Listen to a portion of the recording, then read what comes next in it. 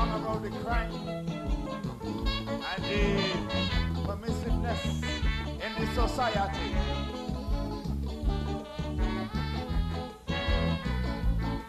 Hey, you give me TV, you give me cable, you also give me pornography. You give me drugs, you give me guns, you also give me a modern telephonic connection. Plus you bloody well know where there are progressive tendencies, there rises in criminal activity. There rises in criminal activity. Helicopter over the area. What are you calling for? Why is it as soon as the crime done, the police hurry come? What are you calling for? You see, nobody concentrates on preventative measures. Nobody gives a damn about the very roots of the problem. What are you calling for? For what are you for? I say, Share the live, share the live. mother working there tonight. Yes, man.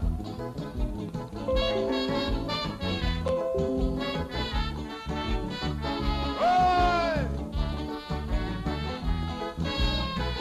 Hey! You educate me in school.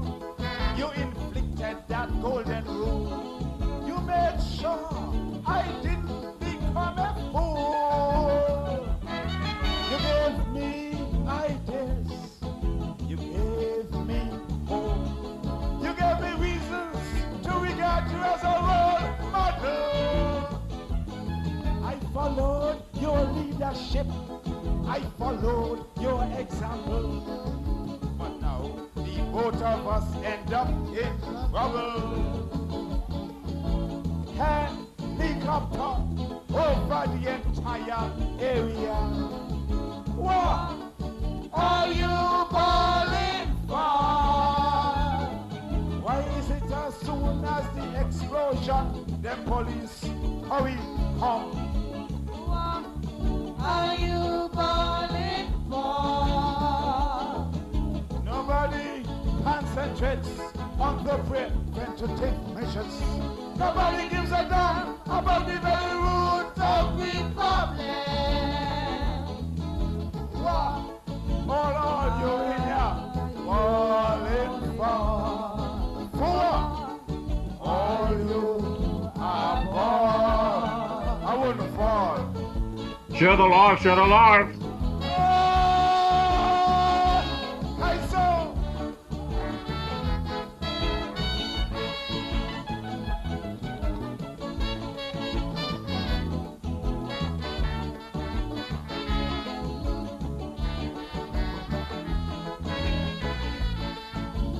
Hey, I just don't want to be critical without offering a couple of solutions.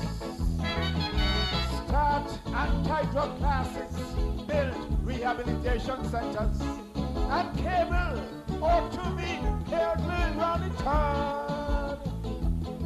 And the police should manifest a true symbol of honest impartiality. And the same police ought to share more information with the press and the rest of the community. For the final analysis is we, the same people, they're coming for help with the investigative inquiry. What are you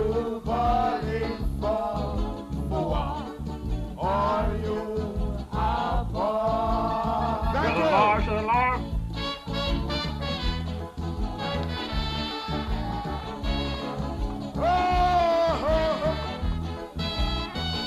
We want it back right down away. One more time. Blah, blah. All right. Thank you. Hey! You educate me in school. You inflicted that golden rule. You made sure the black did not become a fool. I followed your leadership. I followed your example. I made sure I regarded you as a role model. You gave me hope. You gave ideas. You also gave me reasons to regard you as a role model. And now, today, look, they know both of us end up in trouble. Scotland Yard, all over Sadler's area. Bradshaw, what? You're balling far. Why is it as soon as the crime done, them police hurry come? What are you balling for? You see, nobody concentrates on preventative measures. Nobody gives a damn about the roots of the problem. So what? Are you balling for? What? All you are born.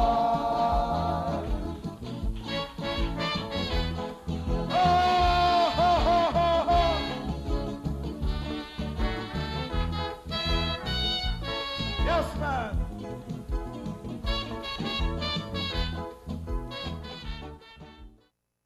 Yes, that's the sound of the man Lord Black. That one is called What You Balling For. I'm DJ Maurice, and I'm coming to you live and direct from my bunker here in the Republic of St. Paul, St. Kitts.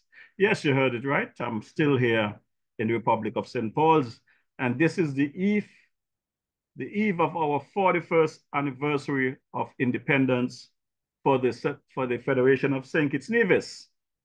And you know, 41 years is a really big task to beat. So let's do it the official way. Let you give you our official national anthem of our beloved federation, which was arranged and done by the man himself, the late great Kenrick Georges, or Land of Beauty.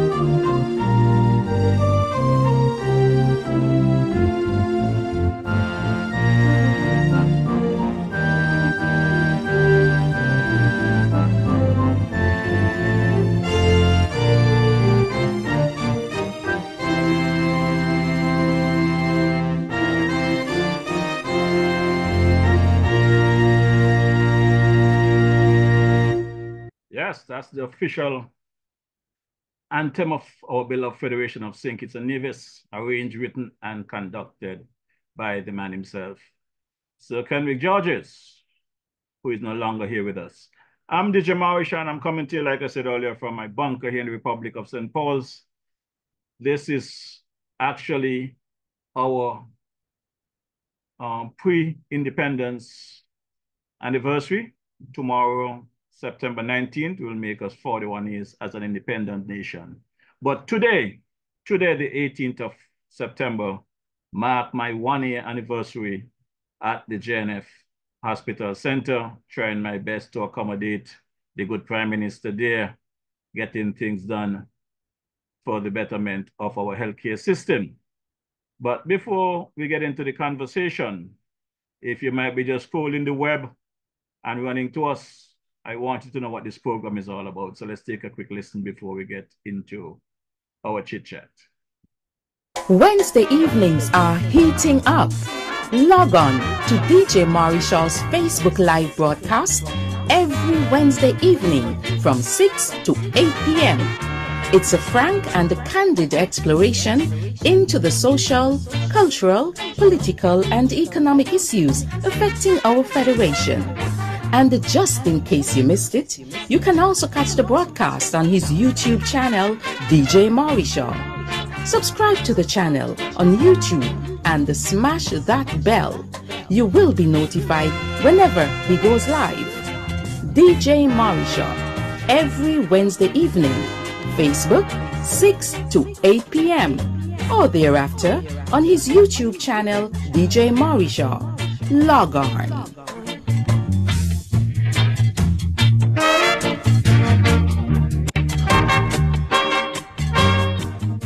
Yes, as you heard it, DJ Marishall is here every Wednesday evening from 6 to 8. But due to the CPL games that start at 7, I decided to come an hour early, 5 to 7, to give you cricket fans and fanatics the opportunity to go and watch your CPL. But before we get any further into the programming, let me take a step across the narrows to the sister island there, Nevis, and hear what my boy Carbo have to say to you this evening. So, Brother Carbo, come in. Carbo's, located at Fountain Village in Nevis, is the go-to spot for your Saturday treats. Tantalize your taste buds with his delectable Carbo's Delicacy Goat Water. Or, if you prefer some soul food, then Carbo's Punji and Fish is definitely the way to go. Call ahead and reserve at 869-663-9694. Then make your way over to Carbo's and enjoy the vibrant atmosphere while you savor your delicacy. Carbo's, we are not changing, we are only improving. Food all over. Food all over. You got the food all over. Yes, you got food all over. And don't forget, Carbo does his deliveries there on the island of Nevis, as well as on the island of St. Kitts. And yeah, this is Independence weekend. So, Carbo got the specials and all kind of thing going on over there. So check out my boy Carbo. Let him know that DJ Marishall sent you. All right? Let's take a quick listen to Sister Carmen. Girl Sandra, you know where you can find nice fresh local food 7 days a week, one provision and all kind of thing. Girl, where? Right down there by Shellings, by Carmen Catering Services. Girl, she opposite the bus stop. Girl, and she also cater for weddings, parties, anything you want to cater for, funeral and all.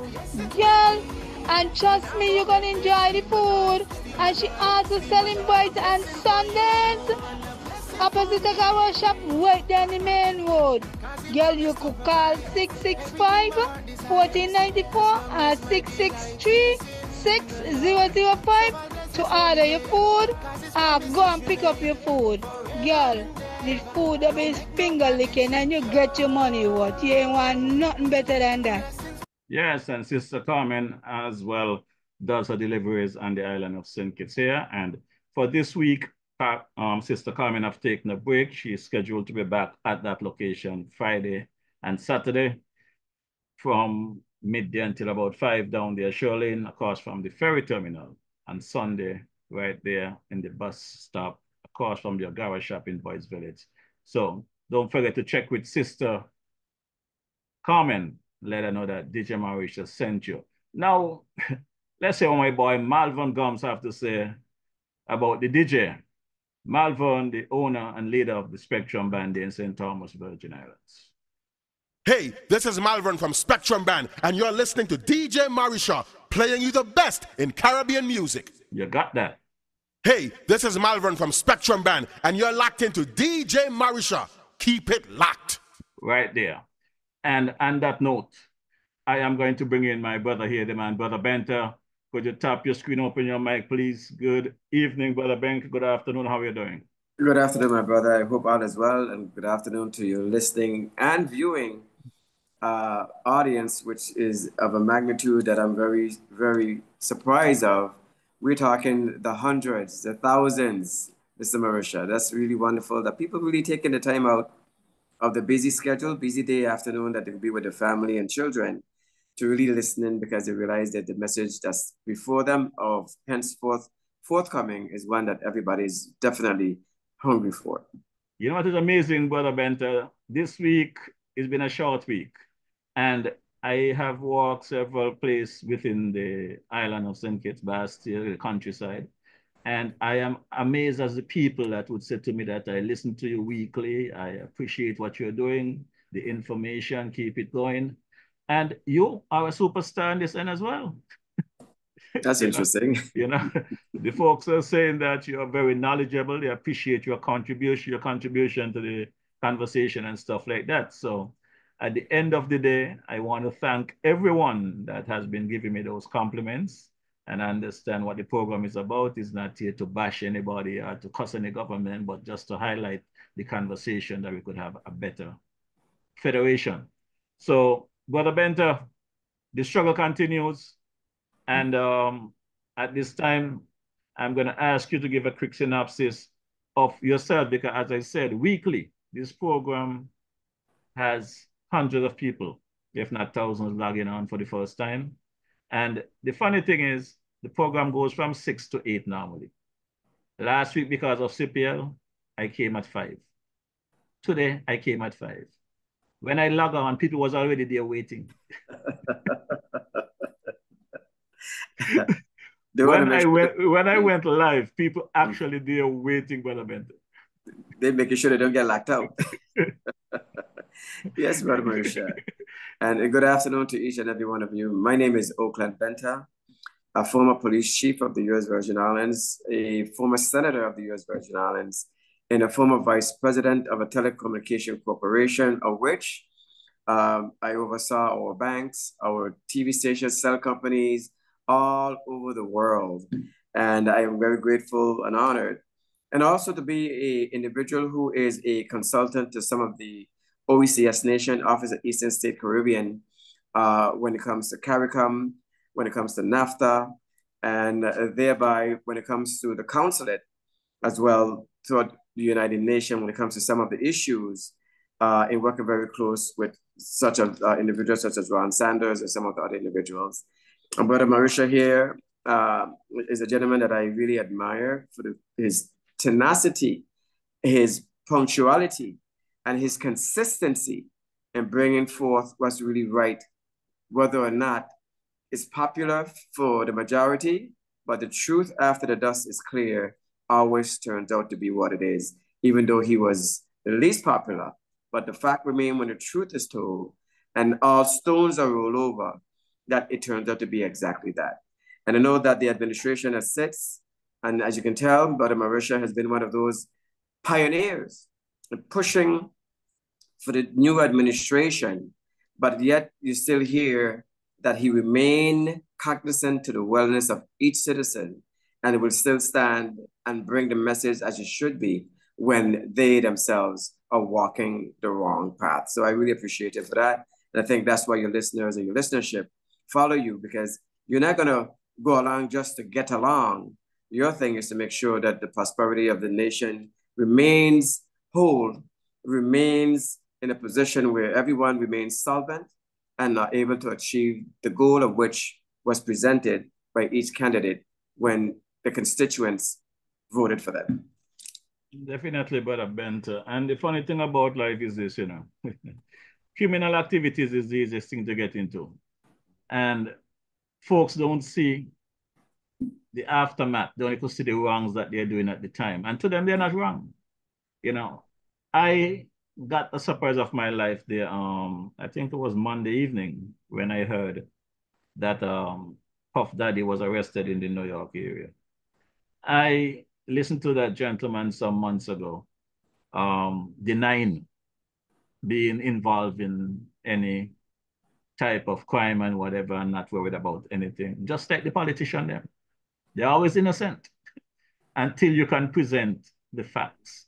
And this is why I want to see this new administration here in St. Kitts Nevis understand that if they don't walk that straight and narrow road, time is longer than twine. That's what my grandmother used to tell me. Time longer than twine. Fowl who sleep pan roost, no hard to catch. That's right. These are the trainings I came up with. And as I've said time and time again, they could try and fool us and delay as much as they want. If these lawsuits by the MSR media are fruitful, we will know. And when that time comes, I ain't gonna lose no sleep over it. Because we elect individuals to lead the country, to take care of the citizens, to leave a prosperous land for those to come, because we're only passing through. So if you choose to take the wrong road and do corrupt stuff, to pile up your bank account and have buildings all over the world that you cannot take into the 3x6x6 grave, that is your call. DJ Marisha in here to defend that. I'm here to defend the people and the country. Those who have a problem with it, tough. So on that note, before I kick into gear, let's take a quick listen to my brother there, the man G.A. Dwyer Astafan commentary for today. Greetings. So we'll be 41 years old as a nation tomorrow.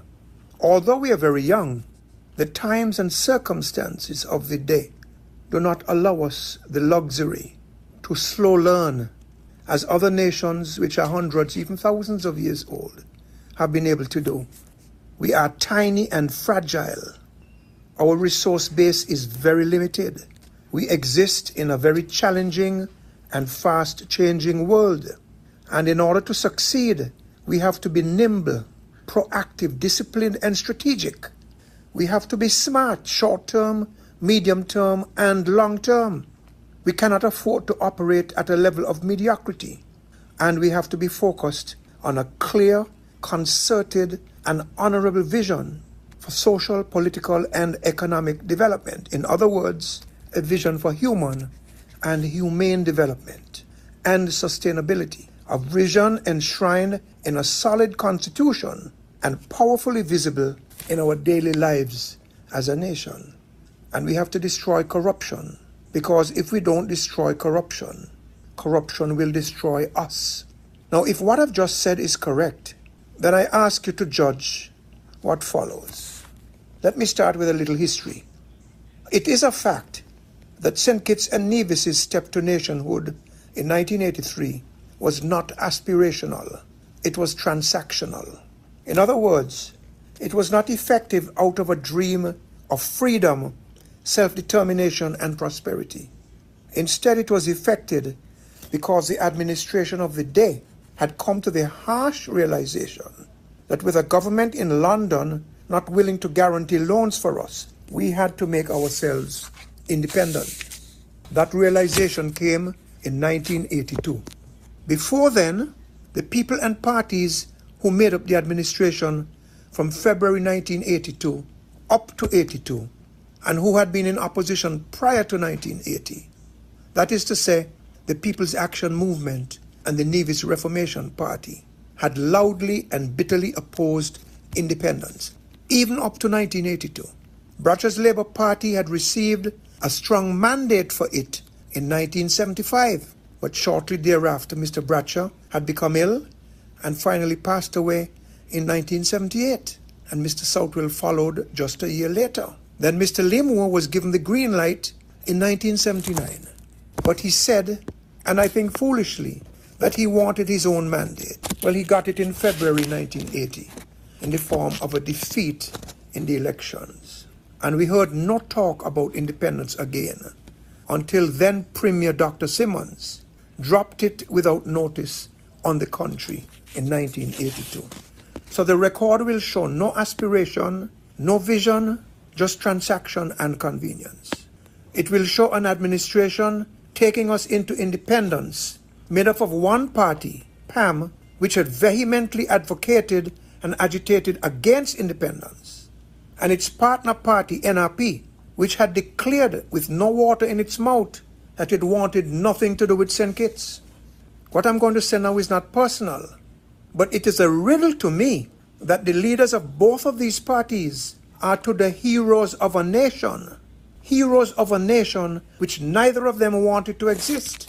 And indeed, one of those leaders did not want his island to be part of anything to do with the other island. Both are heroes. It is what it is, and we move forward. But the naked truth is that our nation was formed out of convenience and division. And not enough has happened over these 41 years to break us out of that mold. They set up a constitution which itself was an instrument of transactionalism and convenience, with a revenue-sharing provision which was never activated, and I don't think will ever be activated, and a secession provision for Nevis only, which should never have been in the Constitution. They set up an arrangement for constituencies which are disadvantageous to St. Kitts voters, and they gave Nevisian politicians the right to sit in 2 parliaments and 2 cabinets at the same time. And they positioned politicians in both islands to barter and deal to keep themselves and their friends of convenience in power at the expense of voters on the ground and at the expense of brotherly and sisterly love and harmony in the air. All of that was part of the price which the politicians on St. Kitts were willing to pay to keep themselves in power. Or perhaps more accurately, that was the price that they imposed upon us, because it was all about transactions and convenience. There was no aspiration in it. So these deals of the day hurt the people of both islands, and their intentions and actions led to the promulgation and practice of tribal politics and of tribalism generally, and they kept Nevis in constant election mode. They imposed upon us a constitution designed to serve convenience and transactionalism, never conscience, a constitution for strife. Now, there has been opportunity to change certain provisions in the Constitution, because between 2000 and 2004, the then Labour administration held 6 seats in the Parliament, which would have been enough to get the majority in the Parliament. And they didn't do that, to their discredit. But it is also true that they tried to set up, and they did set up, a Constitutional Review Commission led by Sam Condor, which engaged all stakeholders. And the People's Action Movement told that committee, that commission, that they were not interested in discussing constitutional reform, just electoral reform. So with them not interested in discussing constitutional reform, the Labour administration knew it would not have sufficient support on the ground to win a referendum.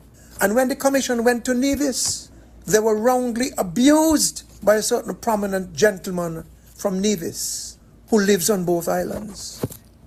So while we have a mellifluous anthem which speaks sweetly about peace and freedom, love and justice, liberty and wisdom, truth and common destiny, all of those nice things, the reality is different. And our lovely national motto or slogan, country above self, is often uttered but rarely internalized. We have it in our mouths, but not in our hearts. Those who have led us in the different areas of life over the years and who have urged us to live country above self are the most selfish, greedy, and inconsiderate among us. So can you really expect the rest of us not to be similarly selfish, greedy, and inconsiderate? Example set is example follow. If not out of respect, certainly out of cynicism. And every year at Independence, some well-intentioned citizen or resident crafts a sweet-sounding motto, which in reality turns out only to be empty and platitudinous. Excuse the big word. This year's is Together, a people, proud and strong.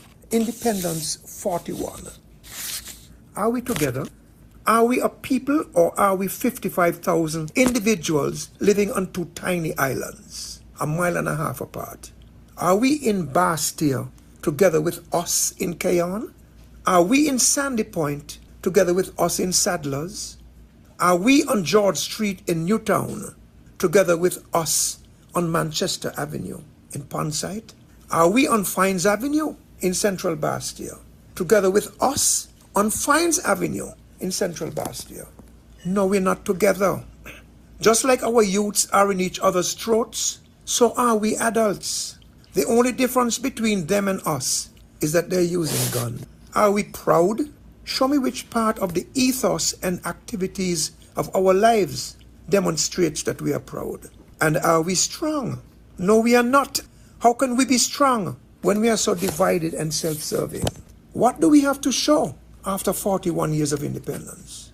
A very deficient education and social development system, and an ethos which produces more liabilities than assets, a deficient health system, social and economic underproductivity and dependency. Too many negatives, and they are preventing us from rising to sustainable success and prosperity.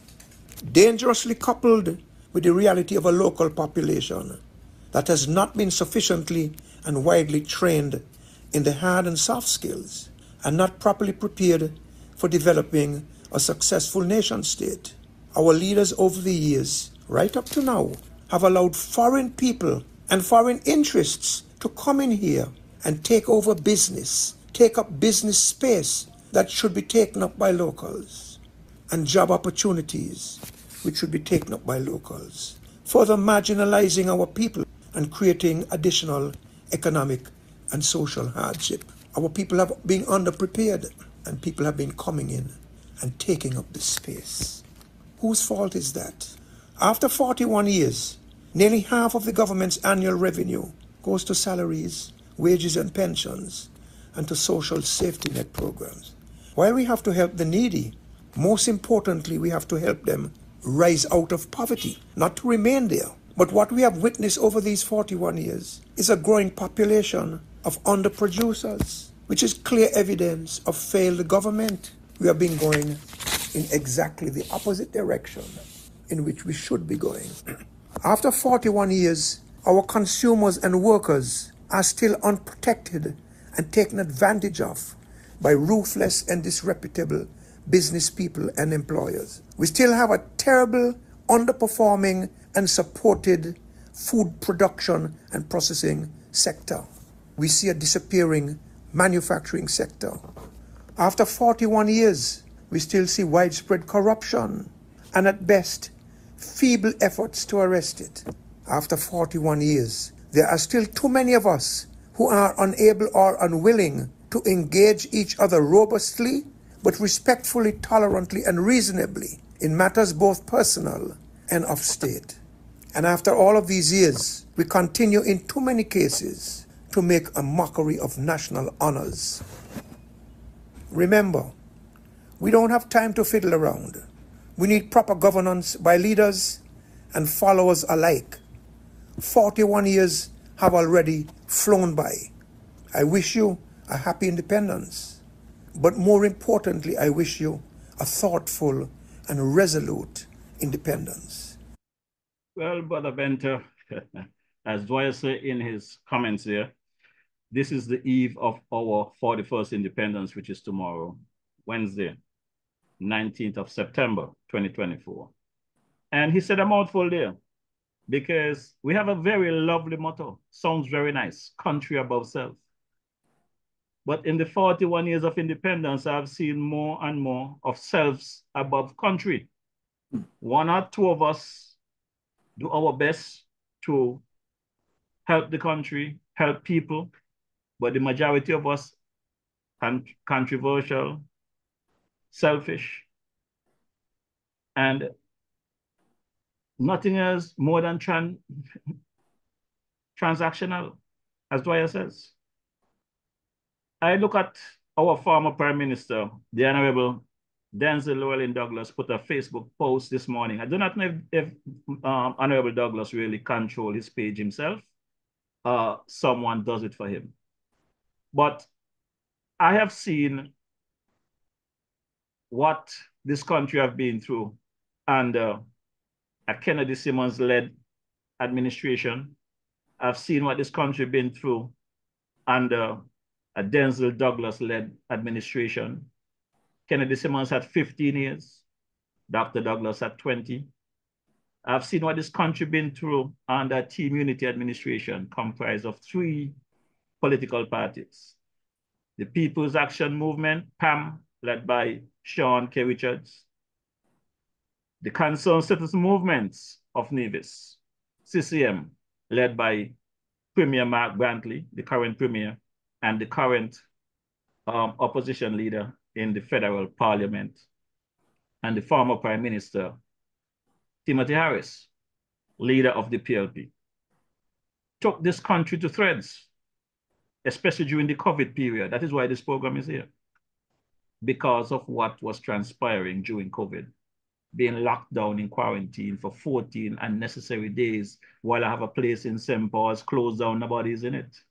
After spending 4 months locked down in New York, I could not come to St. Kitts and come into my dwelling place that I don't own nobody for to relax. If I wanted to do that, I have to pay them upwards of $7,500 to come into my place. The alternative was to go over to Jacta. And I was exposed to all kind of mess over there. We've been through all of that. I have spoken about it on numerous occasions. But when I look at this post this morning on the Honorable Denzel Douglas page, our nation stand proud and free. It's our 41st independence anniversary tomorrow, 19 September. I really want to know if Denzel's serious. Which part of St. Kitts Nevis is proud and free? What have we accomplished? What have the people accomplished? There's a fraction of people that benefit off the hog. But the average citizen in St. Kitts Nevis is still struggling. We are in a mess right now. So what is strong about us? Our economic situation have worsened over the years. You know, so I really would like to have a conversation with these folks. Let them come here, come talk to me. I see them dancing around out there with Freedom FM and all the other news. Tell them come talk to the DJ here. Let's talk about the strength of a nation. Let them come tell me what's going on here, right? There is an announcement to do the Independence Parade tomorrow, the ceremonial parade. I know the people are going to come out in their numbers and the band leaders and everything going to be nice. But when that is all over, what about the monies in the poor people's pocket? How many people are going to be able to eat a proper independence breakfast, a proper independence lunch, a proper independence dinner, a proper drink up with their friends?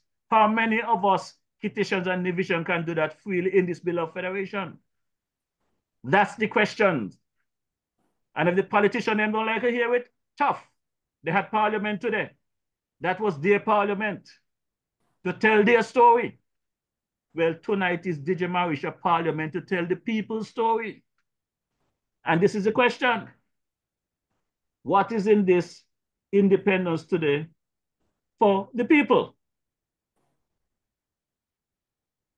Someone post something on social media, you know. They said Cain killed his brother and still didn't become the accepted one. Pulling down others will never rise you up. That is something that I have been dealing with all my years, Brother Benter. I had an experience today at the JNF. Today, the 18th of September, mark 1 year since I've been at the JNF at the request of Prime Minister Joe.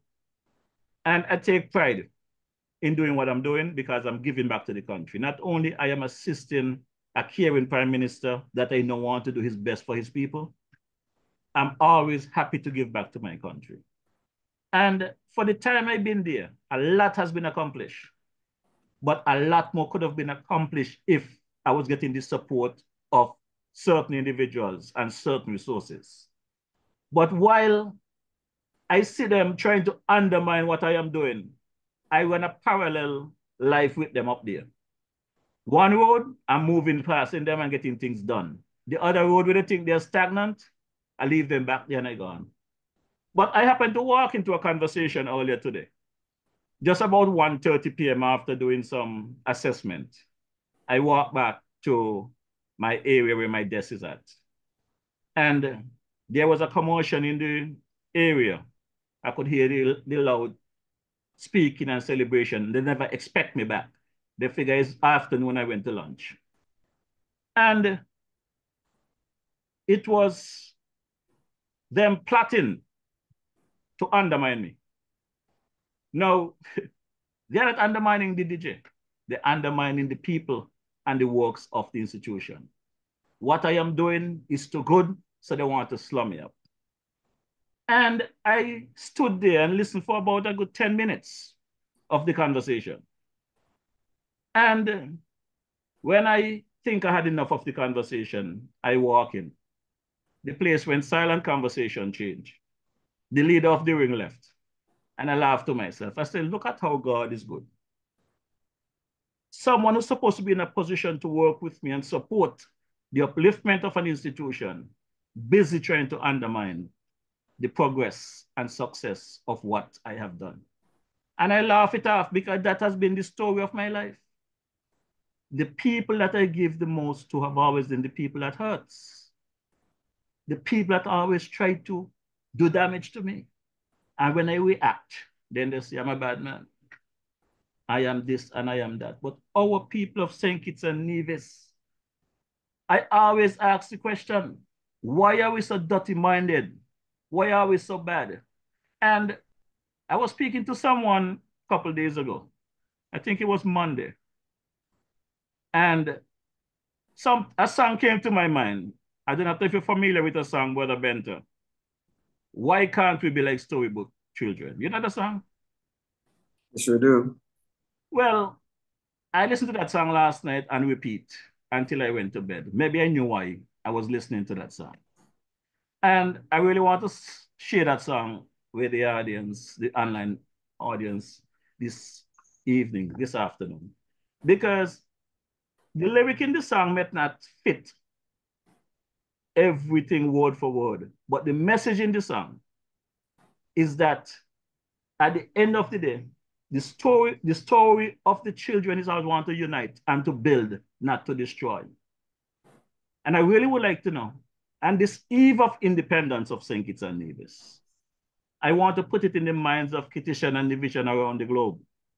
Why can't we take a lesson from our children and just try to be nice, have a clean heart, open our heart to being good instead of being vicious? You've got your world, and I've got mine, and it's a shame. Two grown-up worlds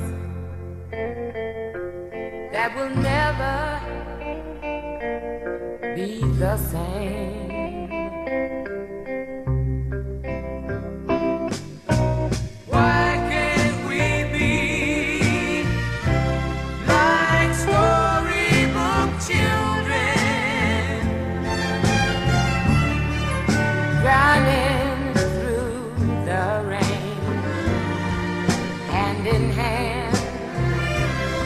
Across the meadow, why can't we be like storybook children in a wonderland where nothing's planned for tomorrow?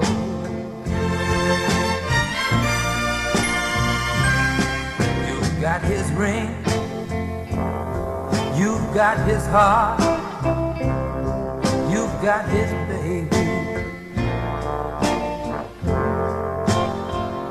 And Billy, it's too late to turn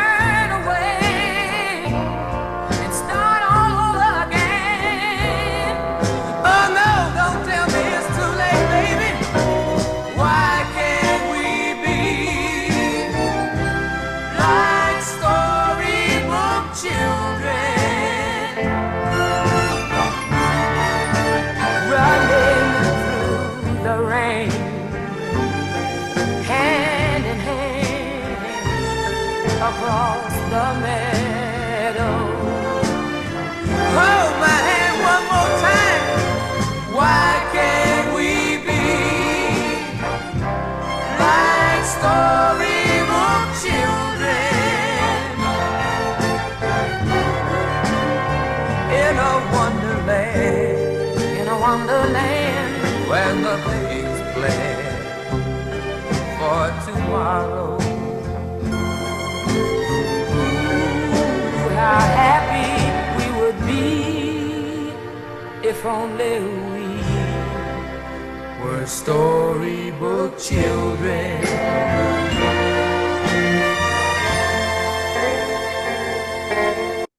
Yeah, Brother Benta, how happy we will be as citizens of St. Kitts Nevis around the globe, as a people, if we could only have the attitude of these storybook children.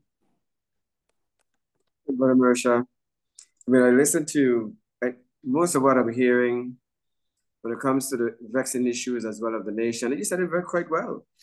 Where the mantra, the motto for the nation was to really put country above self. In the U.S. Virgin Islands, similar to what you have going on, in a territory where the government is subsidized, in other words, the federal government provides assistance and funding for lots of what St. Kitts and many of the OECS countries does not have, from housing to SNAP with its food stamps and many other areas that people really have to work for what they are supposed to get to a certain degree at a certain age within the OECS countries. And I really, in my head, as I heard of an editorial or Facebook doctrine or document by the Honorable Denzel Douglas or from his page, I am poised or postured to listening. I can go back several years ago, as you know, with the Marriott Hotel, with the investors who came to the U.S. Virgin Islands at one time to build a hotel in St. Croix. And the same reason of which you're speaking about traced them from the U.S. Virgin Islands, where we had senators who, in speaking to the developers, would say, in order for us to approve this bill or legislation, you would have to give us something. And it was at that time where, in a discussion, where you had individuals of the St. Kitts Nevis Federation. You had Mr. Wendell Lawrence, and of course you had Denzel Douglas and some others, where meetings were had immediately. And upon the decision to leave the U.S. Virgin Islands, recommendations were made based on communication to look at St. Kitts. Thereby, a phone call was made to the Honorable Prime Minister, Denzel Douglas, and the invitation was opened immediately, and the investors immediately boarded the aircraft from the U.S. Virgin Islands, the island of St. Croix, and flew into St. Kitts. And seeing such a robust movement, where my mind, where the concerns were, as you have mentioned, country above self, where that hotel became entrenched almost immediately, right by Jack Tar, where the decision was made based on where the investors selected, but wide negotiation between the owner of the Jack Tar Hotel, where the hotel became the dwelling of the workers coming in to build the other hotel. I saw movement, and that's way back in the early days of the administration. To hear something else other than that, I would pray that the Honorable Denzel Douglas, and I know that they're listening to your show, as well as many of the other elected officials who this podcast has definitely engulfed the world and sending a message or bringing the messages so others can hear a way to want to take the esteemed Federation of St. Kitts and Nevis.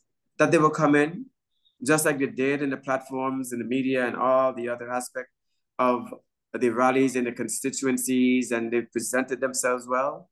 Now it's report card day. It is time now to come to the people and speak to them and let them know in a candid conversation, where is our beloved nation? Where are we? Are your beloved nation, and where are you taking us? What is the just for tomorrow, where our children who are awake can come back home and be a part of the growth of this federation? Those are some of the questions. And as I heard you the other day speaking about our senior citizens, mentally challenged, and many other things that come into play, the question is, why? When we had the wherewithal in what we presented that we can do what we need to do, that the other administration was not doing, that we are prepared and we are ready to get it done immediately within 6 months when we take office. These are some of the preambles of a discussion. So to hear and listen to Mr. Asafan with the MSR issue, as I heard you prior to his presentation, it begs to behoove us as to why are we, or why you, the nation and the Federation of St. Kitts and Nevis, now in the world market of corruption, in a sense, in a U.S. court, where the leverage is going to be something unless the government of St. Kitts put its foot down.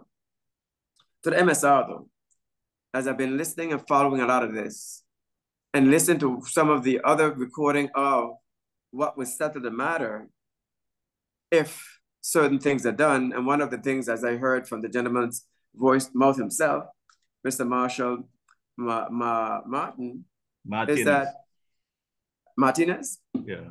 Martinez, is that he will walk away if certain individual pay him $9 million.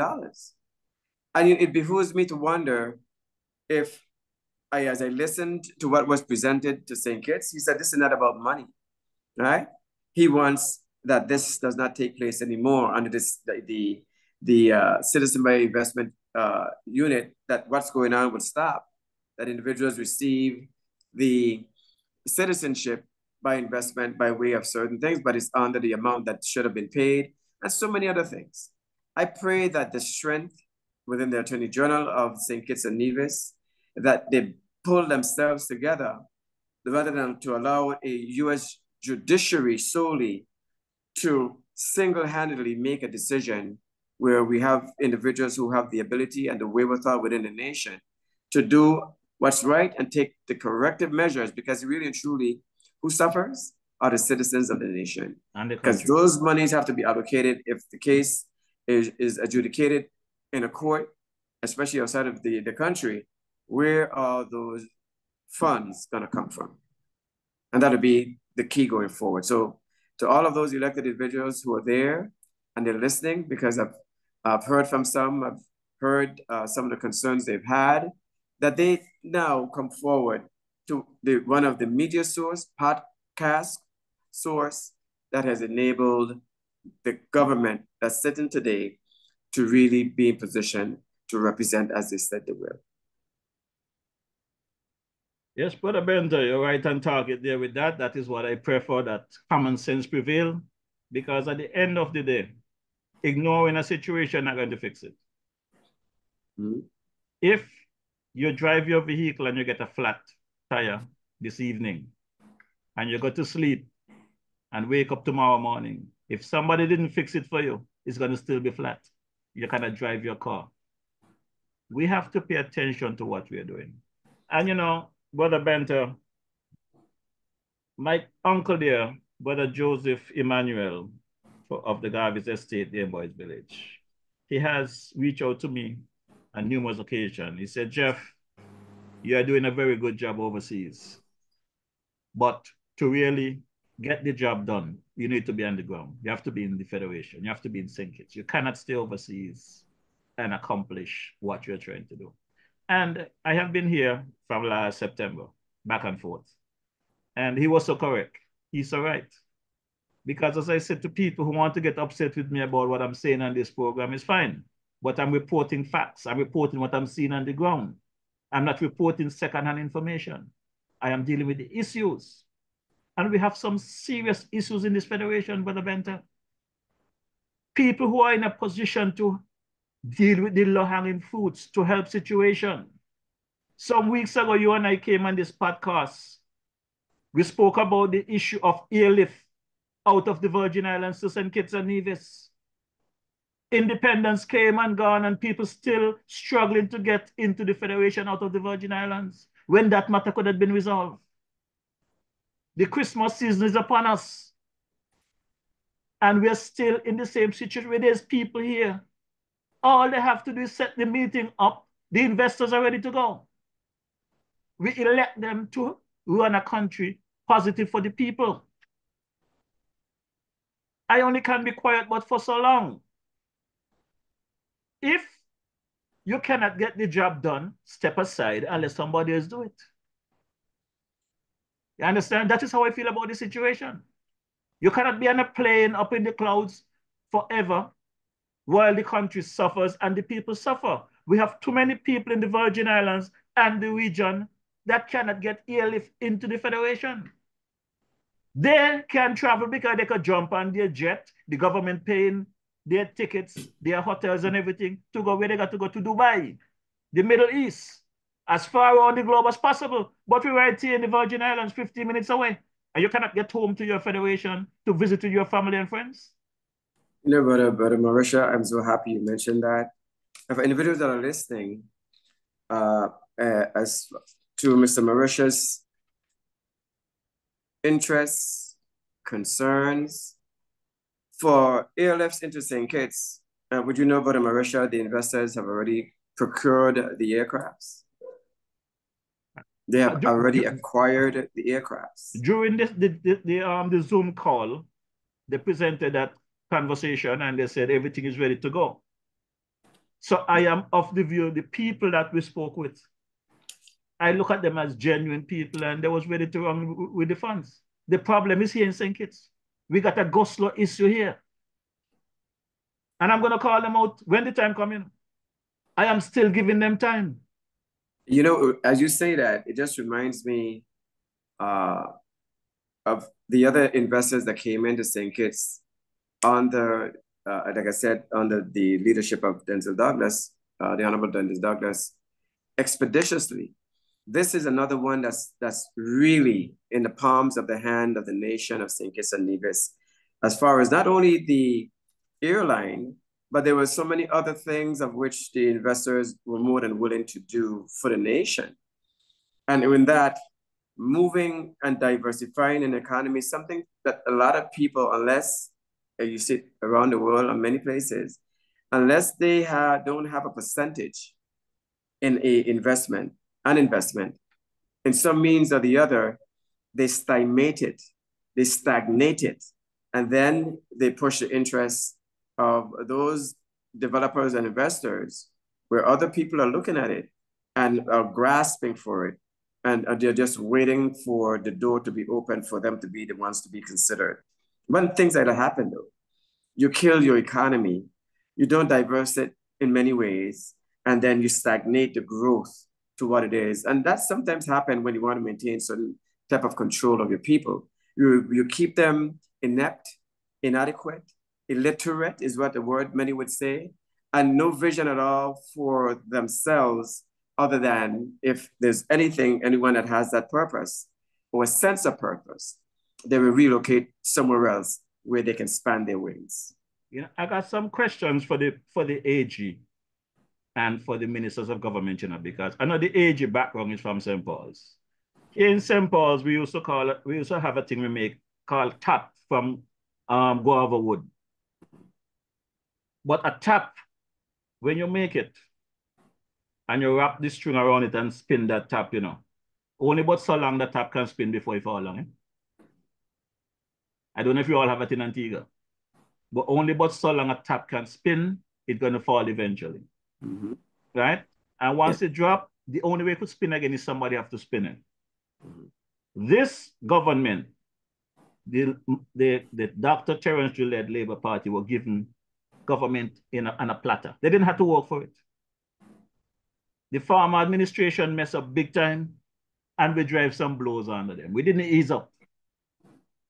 And I want to know if it's an issue where the government was not ready to take office, why they're struggling like this. Because everything that I am seeing through my lens is self-inflicted. The government has done so much in a very short time. They have great plans for future, but we are talking about low-hanging fruits. People need to feel the relief now. That is what we are calling for. The low-hanging fruits that nobody is taking care of. It's like their eyes are wide open shut. You try to reach out to the officers, they're not available. You're not getting calls returned. And I tell them before, I made it clear to them. As long as you guys are accessible and you guys can give me reason for certain things, I'm here. I'm your messenger. But if I cannot get access and answers for the people of this federation, I'm going to tell the people just the same. I am not holding a poison for nobody. I'm going to talk the things who don't like it. Mr. Harley said I must tell them tough. This administration, their PRO is whack. Their communication is whack. There's a deputy prime minister that is missing. He does not get it. I am trying to reach the prime minister and the AG to let them know what is taking place on the street, what the people are saying, what can improve. They cannot be found. My good candidate, Marsha Henderson, I've been waiting for a call from her now for more than 2 months. Whether you're in the country or not, return a call. DJ Marisha not here cussing anybody. DJ Marisha return my call. The people want to hear from you. I am the messenger of the people and for the people. DJ Marisha is good. DJ Marisha is okay. The people need some relief. The relief is there. If you guys cannot identify the relief, we have people who can identify it for you. Those advisors around you guys, if they're advising you all wrong, throw them away. Find new advisors. If they're advising you all and you're all ignoring them, then you all have an issue. You came to the people and you said, give us the opportunity, we have the answer. We will get things done as soon as we take office. You got the mandate. You got the mandate to run with it. I had sleepless nights campaigning for you guys. I walked the streets of New York, the streets of St. Kitts. Up to this morning, I had to tell a family member of mine, where you all eating properly now, or you forget how you get there. Many of you who are in positions, if government did not change you, I would not be in those positions.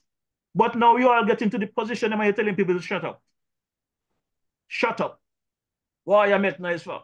Why you want? But are you make nice? That's why government change. So like the King Sweeney say, if things not going the way, should you have to speak about it? It's going to be changing. I am back here this evening. And I was hoping I didn't have to come back here this evening, Brother Benta, to talk about my good police commissioner, Commissioner Sutton. Maybe I need to let Commissioner Sutton know publicly I'm not happy with him. I love him as an individual. I am not happy with his performance. And I'm going to let him know that this evening. You cannot tell me that a grown 70-plus-year-old man went missing from a nursing home, our elderly home in Sadlers on the 1st of August. Public knowledge. Whether he went missing before, the night before what, I do not know. But on the 1st of August, according to the family, was notified. I don't think the search process went well, was not properly coordinated. I was a part of some of those searches. I was not happy with them. On the 7th day, I reached out to Commissioner Sutton. I reached out to Deputy Prime Minister Hanley. I didn't get no response from Deputy Hanley. I got a message from Commissioner Sutton the evening. Say he was at his brother's funeral. I give him leeway for that. Your brother passed away, you're at your brother's funeral, cool. I got a call from Commissioner Sutton the next day, asking me what the call was about. And I give him £1.5 pound of my position and how things was handled with brother Lad Black. Cans Edwards. And I was not happy of the situation. I let him know what I was seeking, which was help from the powers that be, from the government or whichever entity. Let us give a final push to find the man. Let us give his family closure. Throughout my walks in the mountains for the couple of days, I see those wild pigs up there. Not even pig, wild hog, because some of them have some teeth bent up like a you. And I know if them get a hold of anybody, live or dead, alive or dead, they're going to eat you. And that was my concern. But you're going to tell me on the 9th of September, we went and we did our search based on the coordination I put in place. Brother Cans Edwards was found dead in the hills, in the mountain of Saddlers. He was buried on the 21st of August. But you're going to tell me today is the 18th of September and they're still doing investigation? What kind of investigation you need to know? A man went missing from a home. It was the negligence of the owner of that home, who is a doctor. If they want to charge the staff, then it's up to them to, you know. But the owner of that home, who is a doctor, who took responsibility and taking the people money to safeguard their relative. That is criminal negligence. You charge that person for the crime while you're investigating. That home should be shut down. That home should be functioning today. That home should have been shut down. I gave my opinion on it already. Now, and the anniversary date of when we found Brother Edwards, I reached out to the commissioner. I called him, I did not get him. So I messaged him, letting him know that I'm trying to reach him in regards to the matter of Cans Edwards' disappearance at the senior home there in Saddlers. When I reached out to the commissioner, I couldn't find him. I reached out to his deputy, which I spoke to. And basically, it's the usual song. They're busy dealing with getting independence. What are you going to tell me? Getting independence, parade and independence planning together is more important than the matter of a man disappear and lost his life? Partying is more important than this matter? Anyway, and the afternoon, around 5:08 p.m., I received a message from the good commissioner. He said, "Good afternoon, Mr. Marisha. I am presently off island. What is it you are seeking from the police?" Well, I know he knows what I'm seeking. Commissioner Sutton, I need answers about what transpired at home, what you all doing, what investigation you all doing. But in addition to that, I had a cousin that I placed in that home January of 2023 that I know, based on the way that this good doctor handled the situation and the disrespect shown, I'm going to take her out. I took her out on the 2nd of September. Since then, I'm still waiting. Up to today, I have not heard from the good doctor about my cousin's articles. I have not heard from the good doctor about the money she said owed to her. She know the wheelchair, the brand new cell phone, her clothing that I presented to her worth more than the 2 days' pay that is owed to her home. But she wanted me to pay her $2,500. She's telling me she's owed $2,500 because she's been paid in advance monthly. And because she got paid for August and she didn't get paid for September, she won't get paid for the whole of September. All I said to the good doctor, submit an invoice, final payment, and provide the article for my family members. I still can't get the articles yet. Well, Mother Benta, I got to give you some credit, you know. But before I give you the credit, I want to tell you something. You are former commissioner of the Virgin Islands, police commissioner of the Virgin Islands. And today, when I did not hear from Commissioner Sutton since the 9th of September, I reached out to him. I didn't hear from Commissioner Sutton. Again, I look at it, that he don't care about the work. And that's why I'm talking about it tonight. Because I'm going to say to the Prime Minister, as the Minister of National Security, if it's these people you're going to have as Commissioner of Police, you're going to have a problem. They need to go. If this is the way Commissioner Sutton going to function, he need to go. Because from the 9th of September, not a word from Commissioner Sutton. The family for Cancer Edwards been trying to get information from the police. They cannot get it. DJ Marisha not going to let go this thing. Right? So I reach out to Commissioner Sutton. Good morning, Commissioner Sutton. I haven't heard back from you. Are you back on island? I sent that message at 9:23 this morning. This afternoon at 3:54 p.m., I will get a return message from the commissioner. Good afternoon, DJ Marisha. I am told that the Ministry of Social Services is the appropriate authority to address this issue. Partner, it's only because I know better than cussing bad word on this program, right? Only because I know better. But this nonsense I'm getting from the Commissioner of Police, then he's not competent. If you can't do your work, move aside. Let somebody who can do the work do it. Because Commissioner of Police, this lady should have been charged not only for Brother Edwards, but for holding on to the articles from my cousin that has left her home since the 2nd of September. I am attached to the NYPD and I can make a case easy up there. I am not attached to the Royal St. Kitts Nevis Police Force. But I can advise you all if you all need help. This lady should have been arrested and charged in more than one occasion. What's going on with our police force? If at the head we cannot get things right, then you can't expect nothing better on the bottom and in the middle. It hurts me to come here having this conversation on social media about our top brass, our police force. But since the Prime Minister and them are available to talk to the people privately, let's have a conversation publicly. And who don't like it, tough. I have tried calling enough. I have tried set up enough meetings. So since we can't meet privately, I asked Timothy how he went. I gave Timothy 2 years. 2 years I gave Timothy.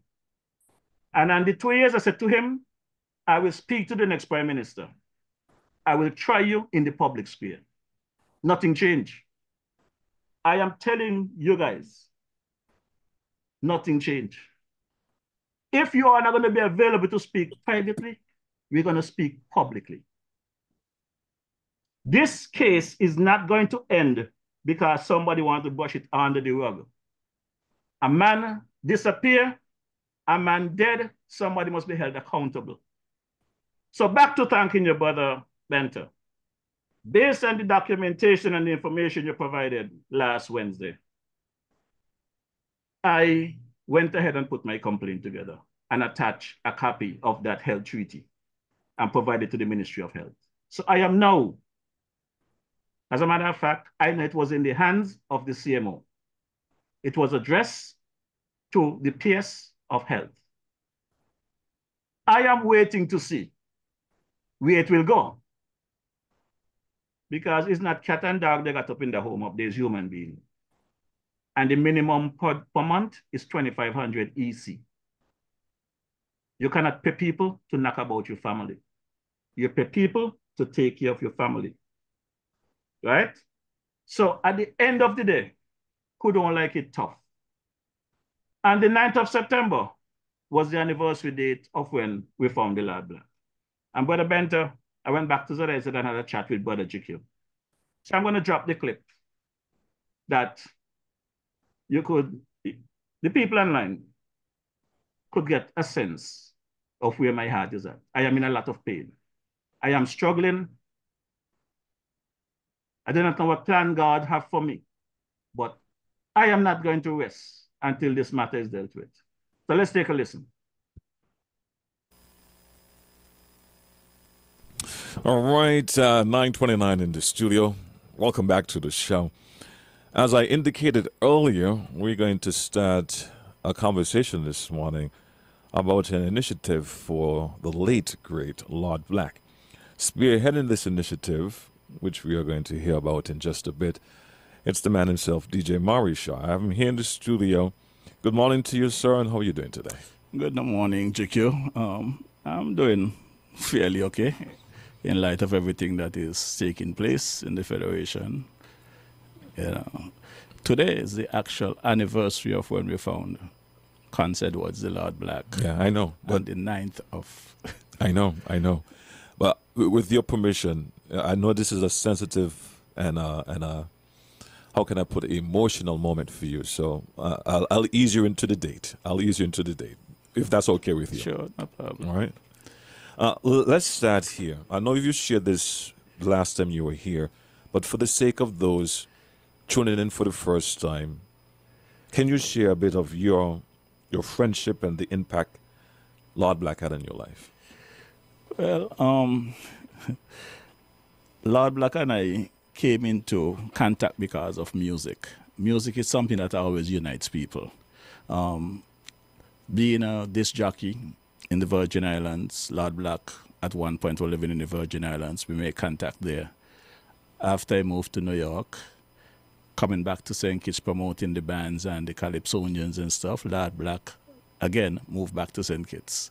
Backyards, as I said. And whenever I'm in St. Kitts, as I said previously, in those days, the most you might have was a beeper. We did not have cell phone like today. And for the life of me, I did not know how people at ZIZ or even Cants would know I am in St. Kitts. Because I would come in at Golden Rock at the time, which is now RLB. Right. And by the time I get down to the shoreline, which is now the ferry terminal, ZIZ would be blasting "Welcome Home" to DJ Mauritia.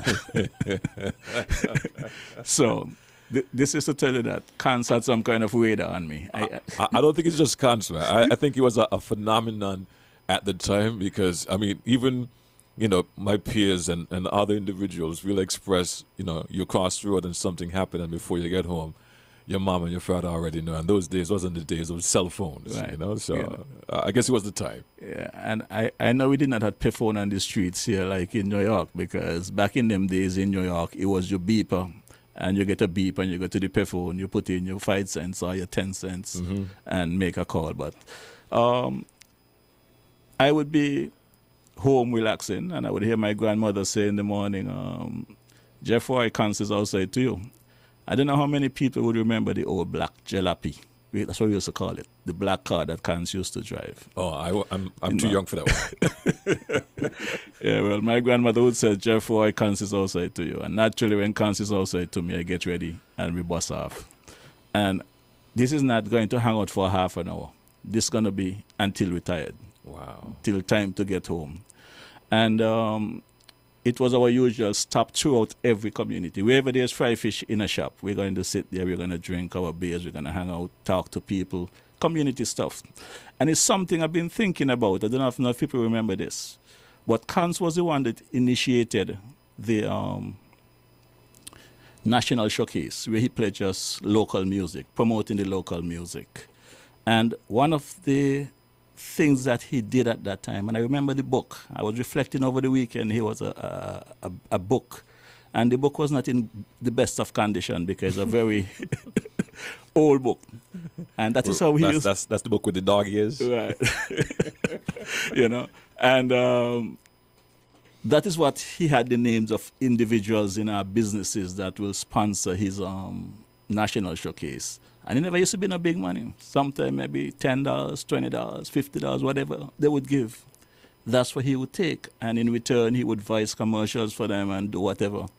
And coming upon the Cans and looking at those things, I would say many of my initiatives that I have done throughout my life comes from his training. You know, so this particular Tuesday, we left St. Paul's Pasture Bay. And I remember we spent basically the better part of the day in a place there. I think that is when you come out from Borio, you come around by the church and you go down the gut there. There's like a little steep cliff. There's a shop right there in the corner. I don't know the name of the shop though. Yeah, but the shop, I pass and I look up sometimes to see if it's still open because I haven't been there since. But we actually eat off all the fried fish in the shop there. Wow. Oh, no, tell me. That was like, what, 5, right? No, man. A lot of fish, man. A lot of fish. We just drinking and eating all day. You know, people coming, you know. Man, we were like a mill. We was grinding fish, especially doctor fish, you know. Do you remember the cost of the fish back then? back then you get a fish for $5, not like today. Wow. Sometimes a small doctor fish maybe $2.50, $3. It was not no big money then like now. Wow. You know, I could see why you man, we used to have fun. Yeah, Cans and I used to have fun. Yeah. You know, and when we finished the showcase with the fish, they go and they fry more fish, you know. That particular Tuesday evening, by the time we make it back into town, Cans was already out of it. I guess we had a one too many. Mm-hmm. And we end up back here at ZIZ, and he told me, boy, Marisha, you're going to have to sit in the hot seat tonight for me, whatever. I said, no problem, you know. And the mixing board we had in those days was nothing like what you guys have today. Because as we sit here and I look around GQ, you had 2 turntables on this side, which is not the best. Sometimes you have to start them up to get them going. It was belt-driven turntable in those days, you know. So you literally have to shake off the the dust. dust. To actually shake off the dust to get it going. And then you had your reel-to-reel on that side and your 8-track and a cassette deck up there and whatever. And like I've said, between the big JL, Polly Manchester, V.A. Galloway, the man there, Van Southwell, Cants, you got to give credit to those guys because basically they was using equipment here that really was not applicable. Even Jazzy D, I remember many a nights we in here struggling to get things rolling. So ZIZ have improved a lot. And I said to Cans, I said, just let me know which channel what is on, you know. So he showed me 1, 2, 3, boom. And he went to the back there and he take the rest and I do my thing, jamming my local tracks all night, whatever, you know. And when he came around close enough to midnight, because it was from 8 to midnight, the showcase, he said, boy, Marisha, you handle the system good, man. I said, well, Cans, as a DJ, a mixing board is a mixing board. It's just faders up and down. I mean, different levels. You just have to make sure you're not overdriving, because if you're going to overdrive, you know, you're going to get a backfeed in the outside. So everything like that.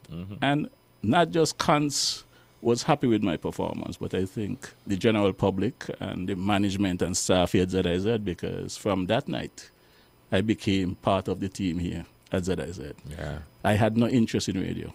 Wow. Until that time. Wow. And I would think it's between Cans and Rebab Southwell really pushed me to be on radio, because as long as I touched down in St. Kitts, my name ended up on the schedule without even me knowing. Without notice. You know, you got a gentleman a couple of years ago, Mr. Harley, him and I was at the supermarket over there. The Rams? Is that Rams? Over by the gas station on Wellington Road there? Oh, okay.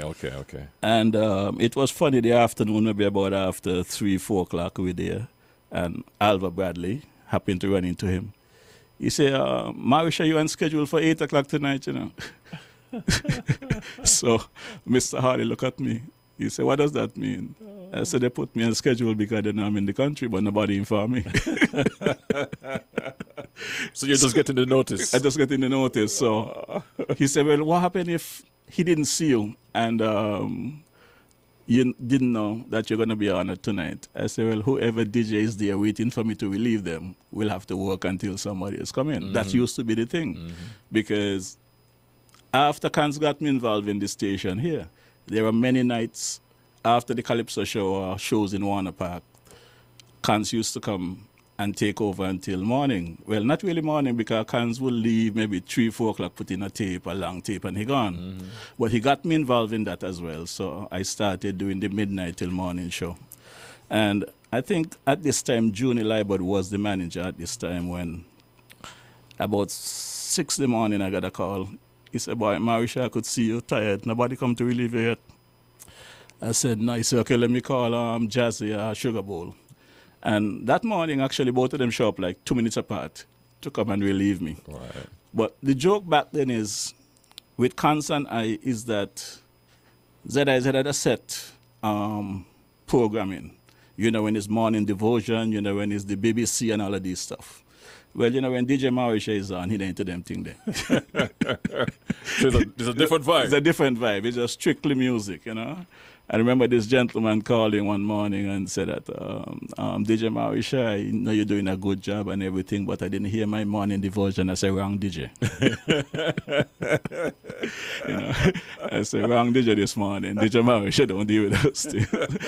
But Hans has left a legacy. He have done a lot. Like I said, for me, people always bigging me up and thanking me and congratulating me for the music thing, but Hans have a lot to do with who I am today.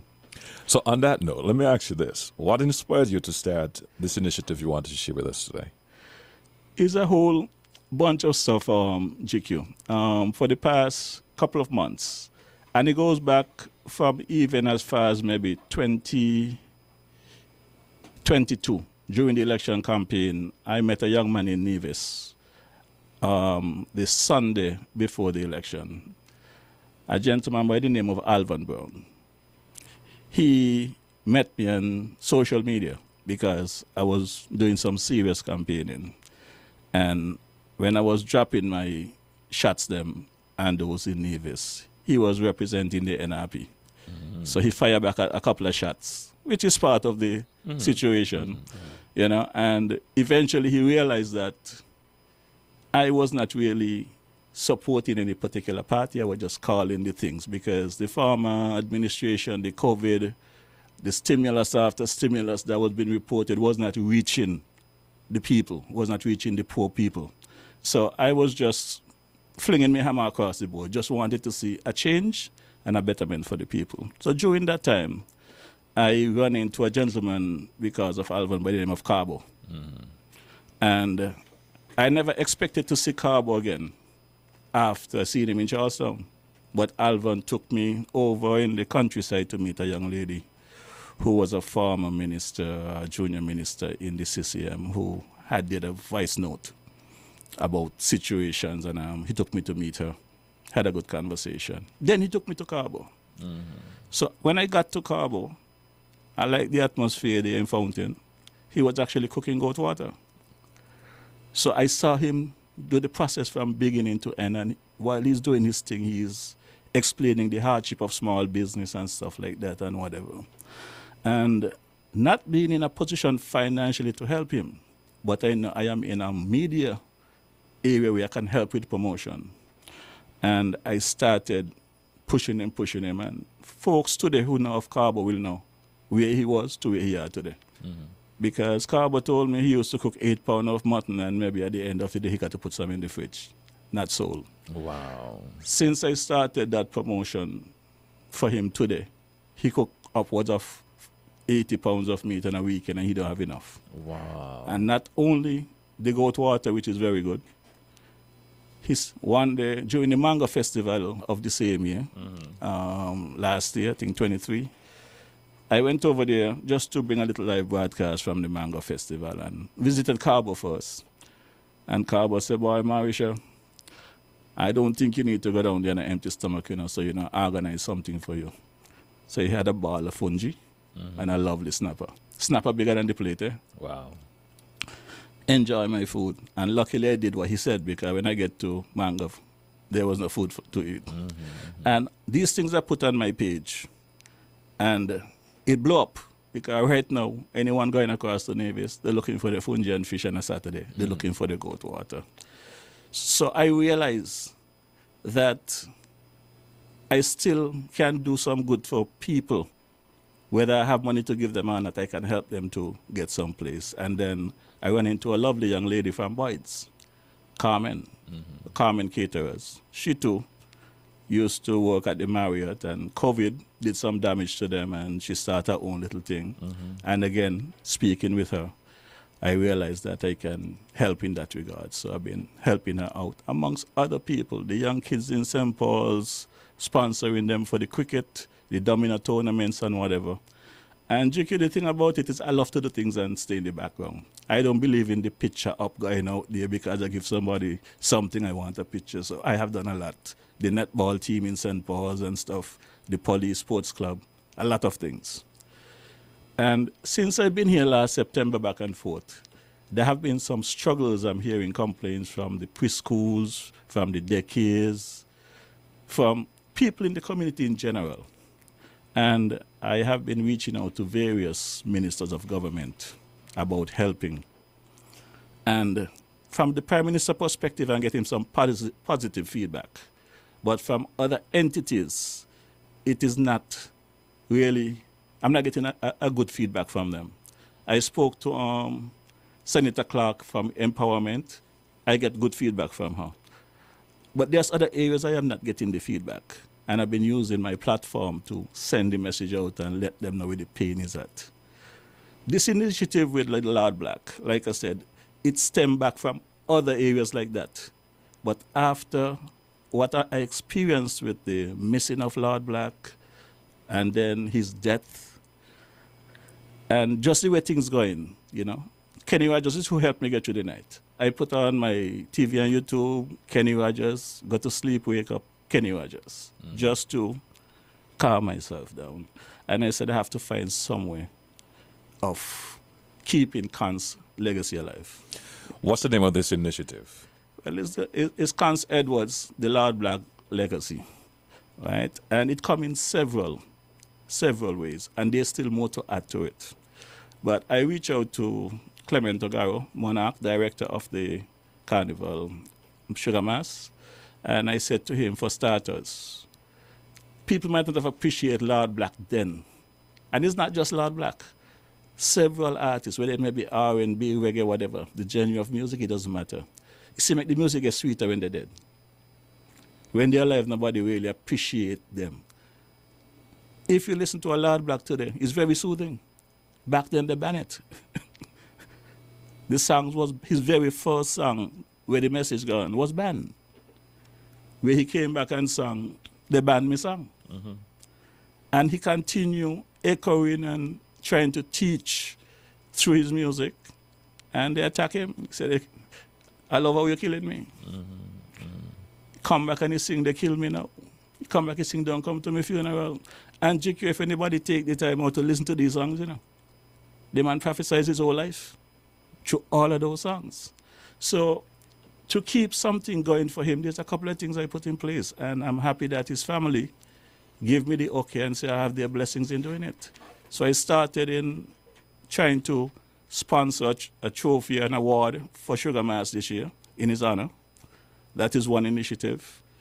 The next one, I reach out to Brother Anslin there in Nevis, the artist. I do not know how many people knew that Khan's work on the Scenic Railway. If you travel on the Scenic Railway in St. Paul's, I have a wall fence that is smack in the open.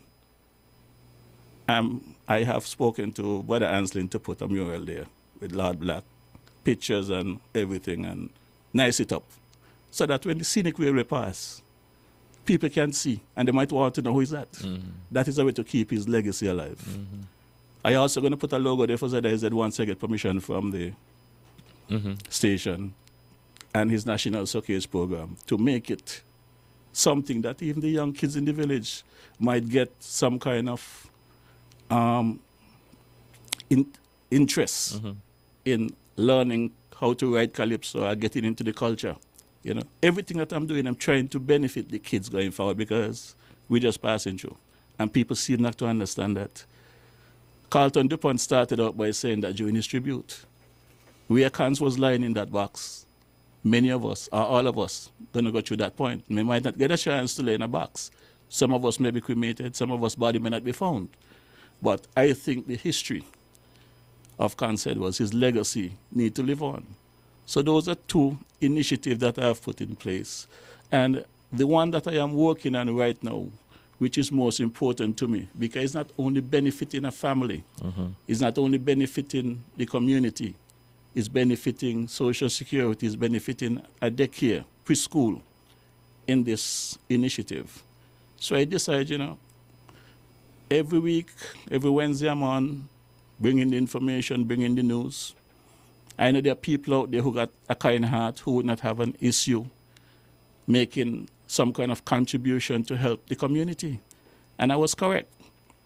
So I reached out to a daycare and asked them to interview someone, see whether or not they're interested and whether they're capable of doing the job. And they did. Came up with someone and started last Monday the school year, I paid the first week's pay to the school where that person is now working. Yesterday, I sent out the second payment, which I'll be doing weekly. Wire it to the bank.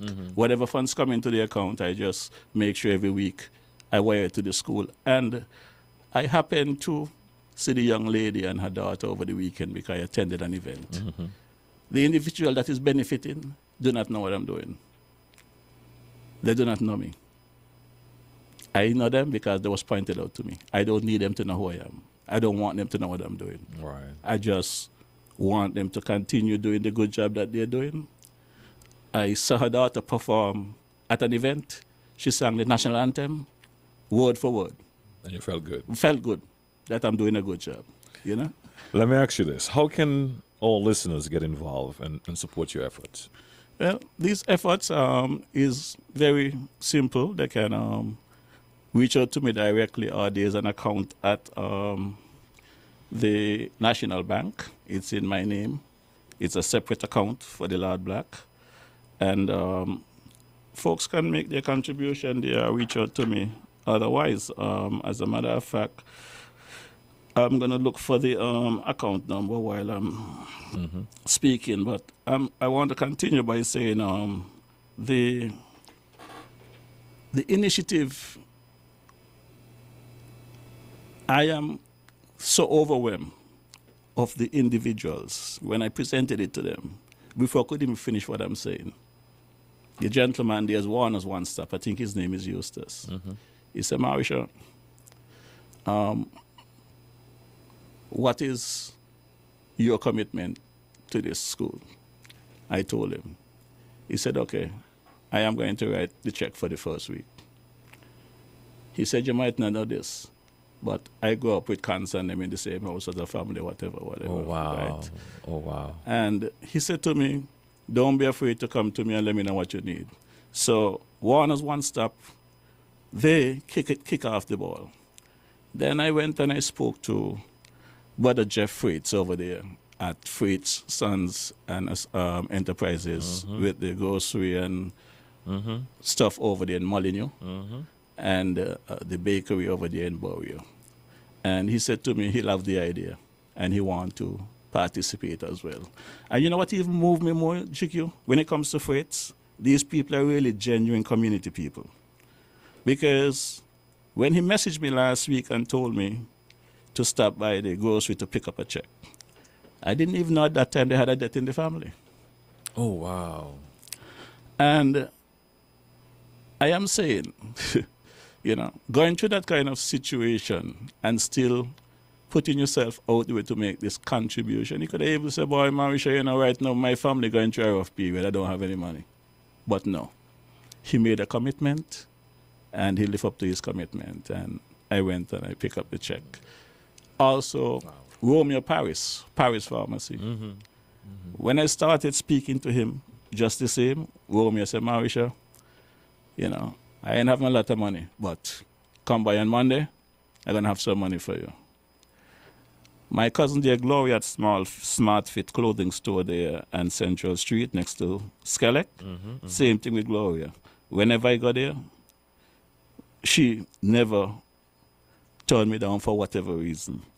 And I know that she struggles like everybody else, you know, but she always ready to give. So the account number at National Bank is a savings account. It's 36135. Again, 36135. And I can be reached via my local phone number here at 869-660-0195. That's 869-660-0195. But, GQ, again, all of these things that is taking place, you know, I want to thank the ZIZ family because, as I said, can't start me off here. And throughout my life and throughout everything I am doing, ZIZ have always been in the center of everything that is taking place, even in the process to try and locate him, even though we're not happy with the way we found him. We're happy that we found him. And ZIZ played the pivotal role in that regard. And again, I'm here with you again today, getting this information out to the general public. And I really appreciate that on behalf of the Edwards family. You're welcome. Finally, from my end, how long do you plan to keep this initiative going? Your plans long term? Is it a short term, a 5-year plan? How long? As long as possible. I take things day by day. I figure this is September. If I can keep this person employed for the rest of the year, into the new year, once the funds come in, I'm going to do as much. And not just for this particular school. If funds come in to cover other areas, other schools, like I said, there are several daycare and schools that have reached out to me asking for assistance. I would reach out to them. As a matter of fact, I have a WhatsApp here on my phone. The students that I sponsor in St. Paul's, Teacher Ward, I don't think he would have a problem with me calling his name. He messaged me, I think it was Friday, and he said, DJ Marisha, the sponsorship for the cricket tournament for the youths did not come in as we expected, so we have to postpone it until October. So I'm reaching out to you to see what you can do for us. So I said to him, let me know what is the need, and I'll get back to you. So it's not just this one school. It's people across the board that we are trying to do. So, as I said, there are good people out there. There are kind-hearted people out there. Once the funds comes in, you're not going into DJ Marisha pocket. DJ Marisha is okay. DJ Marisha is good. It's the people in the community and those kids.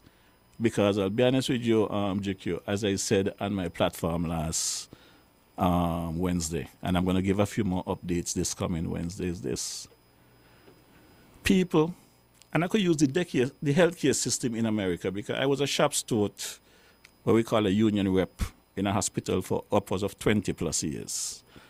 And I used to have to fight with management, and we came to an understanding and they realized where I was coming from. People like to say, well, whether it's student or patient is a ratio of 5 to a teacher, 5 to a nurse, or whatever the case might be. They were special people. They individually need more attention than others. So when you're going to give 5 students to a teacher, there might be 1 or 2 kids in there that need more attention than the other kids. So you need to have a floater. So when you're going to make your decision that, oh, I'm only going to support this school with 1 step worker, 1 pep worker, you are going across the board and based on science. But the reality is, you must have a floater. When I used to be a part of the carnival committee here, where I was asked to be a judge, I do not know if you have ever been involved in it, but we might have judges at various judging points, but there was always a floater. Because you're going to have problems at these judging points, and somebody have to be there to deal with the situation. And I think that is what is happening here in St. Kitts and Nevis. To me, we are better off than a lot of other countries. But we deal too much with the science and the data. Let's deal with the experience. Because if it wasn't for science and data, Kans would have been alive today. Talk about that. I robbed you of your opening remarks when you were making mention of the significance of the date of today and what took place on this day. I'll let you close with that. Like I'm saying, as we follow science, and sometimes the science get the better of us. You know, we have to deal with the realities, observe our neighbors, observe our family, observe our friends. We're gone too far away from the saying of it takes a village to raise a child. If we still had that situation today, and our motto, country above self, if we really live to that motto, instead about self, about country, and the transactional arrangement in our politics and our lives, we'll be better off today. We'll be better off today. And sitting here, every time I speak about Kans GQ, the waters flow from my eye. I don't have any control over it. Because he could have been here. There was no reason for Kans to be gone today. There was too many people, based on my interview throughout the searches, that saw Kans that evening. And if they had any concern or love for Kans, even the owner of that home saw Kans that evening. Kans should have been secure, where his family is paying for him to be secure, and he should have been here today. So, today for me, I am appealing to the community, not just for Kans, though everything I'm doing is in his honor and for his legacy. There's a lot of work to be done. And I'm going to deal with that Wednesday evening on my program. I'm going to get deep into it because I'm doing my investigation. And Kant's life cannot just go like that, because if we don't do something about it, there's more going to happen. It could be GQ next. It could be Marisha next. It could be Rascal next. It could be Veer next. You know, we have seen so much of this situation where people are doing good in life and the next day you get up, you can't walk, you can't see, you can't talk. So what that mean? You must be condemned. You're less than human because God situation didn't work out for you the way that you wanted it. None of us know where we're going to end up. So these initiatives, there's a lot of meaning for me. And for me personally, whatever my future holds, I am not worried about my future because at some point in time I have to face death. At some point in time I have to face it, so I'm not worried about it. But while I am here, I'm going to do the best I can to help.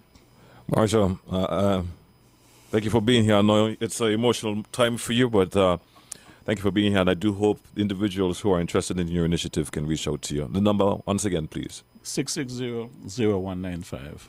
Thanks for being here, brother. Cool, man.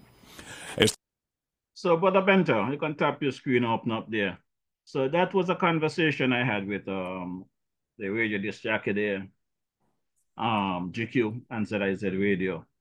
And, you know, it was a very emotional conversation because, as I said, I am here on the ground. I had first-hand experience with that home, that doctor, that lady. I've seen Brother Black walk out of that area. I had my concern, but I wasn't responsible for him. I'm not the doctor. But you have been paid and been treated as a professional, as an expertise in certain area. When time comes, you must be held accountable because you've been paid in that capacity. I would agree. I'm moved as well.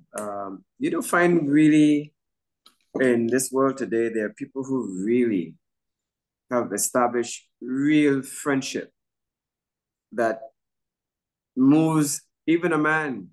And I can hear the sparkles in your throat as you were speaking at the crackle of tears just about to commence. And at the same time, I am just looking at the definition of who are our brother's keepers, really? And why does it have to be a semblance of a person with a name that's reputable as far as what we have become, where we don't respect our own? It doesn't matter. And I'm seeing the tears in your eyes. God is good in so many folds. And in 10 folds, I would say to you, that the citizens and the citizenry of the nation of St. Kitts and all those who are listening to us tonight feel your pain. They understand that this is not a journey that any man wants to walk or any family should have to go through because of being sincerely dedicated to caring for the human being as a human being.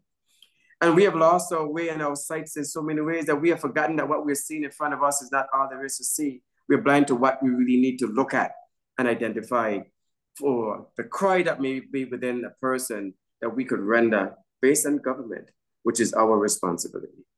It's not an ask, it's what we see and we know, and the purpose of which created the agencies within government to facilitate and ease the burden of every citizen of which they say they're there to take care of at all costs.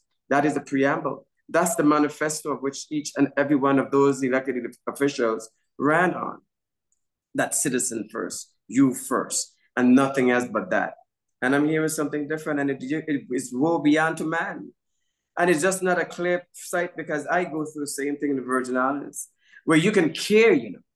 But once you're establishing that and you definitely expanding yourself to really be concerned and be the voice and the ears for everyone, you become the individual that's placed in a position of significant scorn. That is the destiny of what our own people have created and the road that we began to walk with our own people because we are the A class and those of which require the services are the Z class. So you're out of class if you're not a part of the A class. Those days are at an end. And for those who are listening, as Mr. Marisha regroups himself, as you can see, those are not tears of joy. Those are tears of Samba, a man crying. And when you hear a woman bellow from her womb for a loss of her loved one or her child, for a man to stand and cry, says that there is something more that we have not looking at, we're not paying attention. I feel for you, my brother. I know that pain, my brother. And if you could feel that pain for someone who's a friend, I can imagine listening to you speak about your family, what is going on within you. And at some point, you need to talk to somebody. And I'm saying that everyone who is on this live, you're talking to them, because if you keep it inside, you're going to hurt somebody. You're going to do something out of character, and then they're going to say, Mr. Marisha should have known better. So I pray that the Lord Almighty, as he is holding you in his bosom right now, that he gives you that strength of infinity that no man can walk on any horizon, because he's blessed you with the grace of all the rainbows to find your way. Hang on, my brother. Yeah, thank you, Brother Brent. I can say this much to you. If it was not for my experience at what I did over the years in the New York area and for the training of the NYPD, you're correct. I'm capable of hurting someone. I feel that strong about it. But I know reacting to a situation does not help me, or the situation, or the people who might have some interest or care for me. So that is what really holding me together. But trust me, it's not easy. Do you think the members of those areas within the government see the constituents of whom they represent? And this is the question going up to me, not to Mr. Marisha, for those that are listening. Do you really see your people? Or you see, however the payroll is structured, that's all you see? Or the transportation you drive, that's all you see? Or the office that's plush with great furnitures and secretaries and assistants, that's all you see? What about the mantra of the services for the people you said you would serve? Where do they fit into all of those luxuries? And it's a luxury of which the people who have placed you there are paying to make sure you do what's right for them on their behalf. You're not there just because they want you to look pretty or dress as a gentleman and look sharp and whatever have you. They're empowering you to enhance and make their lives better. What do you see when you sit in your office, or you walk the streets, or you pretend to break a bread or have a toast with your friends? And when you walk away from them, that's it. Is that what you see? Is that what you've become? Is that what you've asked the people to afford you to do? Or you've asked of them to trust in you, to serve them according to what you said that you will do? And they in turn fell in love with you, bestowed their trust in you, and gave you their valuable vote to do just that. I am moved, my brother. I am really moved. I'm really moved. Yes, Brother Benton. And this eve of our 41st anniversary of independence, I want to say good evening and happy birthday to a good friend of mine there in the Tortola area, celebrating birthday today, Sister Marcia. Hope you're doing good, Marcia Smith. I hope you're not getting too drunk. You're climbing the number of no return, so I hope that you're okay. But Brother Benton, I'm going to drop a couple tracks here by the Lord Black, because this evening I think it's fitting that it's going to be the first independence that we won't have him around. So his very first song that he recorded, with the message gone, that the claim was so long, why they had to ban it, is only 6 minutes, 48 seconds. Let's take a listen.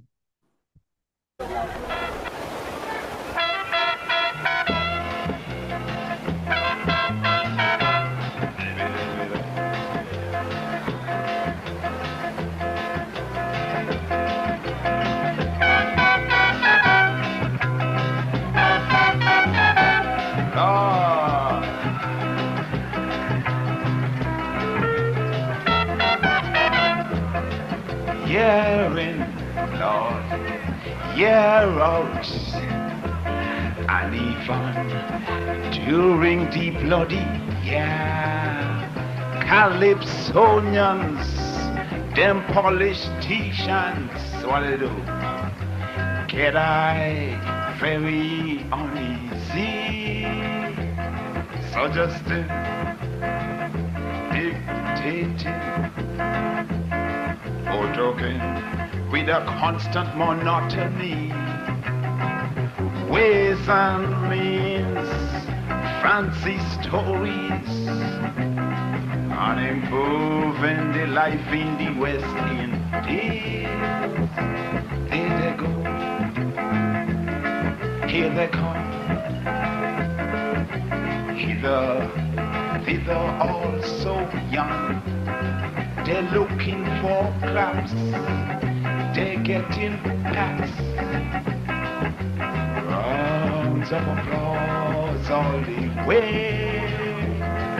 Good song, sound speech, messages of rights and wrong. Bullshit, bullshit I say. Is only slavery still in a modern way? Away the message gone. After years of preaching love and peace, away the message gone. Like it's a fashion not to practice where we preach. Oh Lord, hast thou taught me to forget? This I regret, the lessons of slavery, colonialism and its endless treachery. How the message gone? Tell me fast. Otherwise, we go catch me arse. How the message gone? Things look dread because the message ain't gone to we head. The Lord Black. Got the concert was.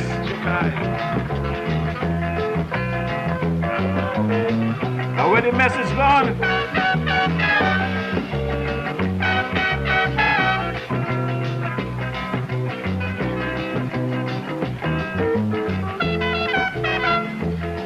Talking, we hearing, so much this, so much that, regional delegations, them black tourists, Lord, they meet very annual, paper one, thesis two, section endless. They carry on some new order, some bright new scheme to reveal at last the black man's dream. They say wait, they say hope. I walk out, look, they may push me dope. Federate ones carry come pain. Now they're pushing for some brand new game. Hip hip hip, hoorah hoorah. Results, that's what I searching for. Waist edge, I repeat, waist edge. For we only get in the mess from the mess edge. Where the message gone? After centuries of preaching love and peace, where the message gone? Like it's a fashion not to practice where we preach. Oh Lord, why Lord, hast thou taught me to forget? This I regret, the lessons of slavery, colonialism and its endless treachery. Where the message gone? Tell me fast. Otherwise, we go catch me arse. Where the message gone? Things look dread because the message ain't gone to we head. Lord Black, the popular soldier. Where the message gone? Wake up, politicians. Listen to the message.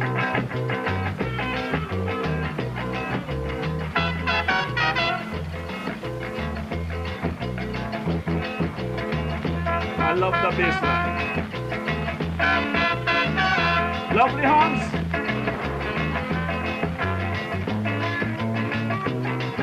Great melody. The Lord Black.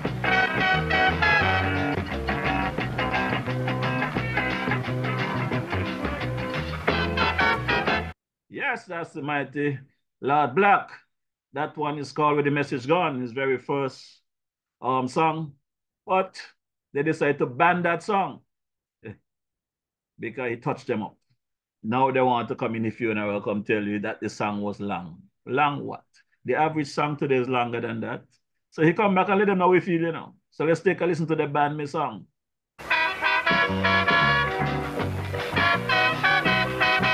They banned that song.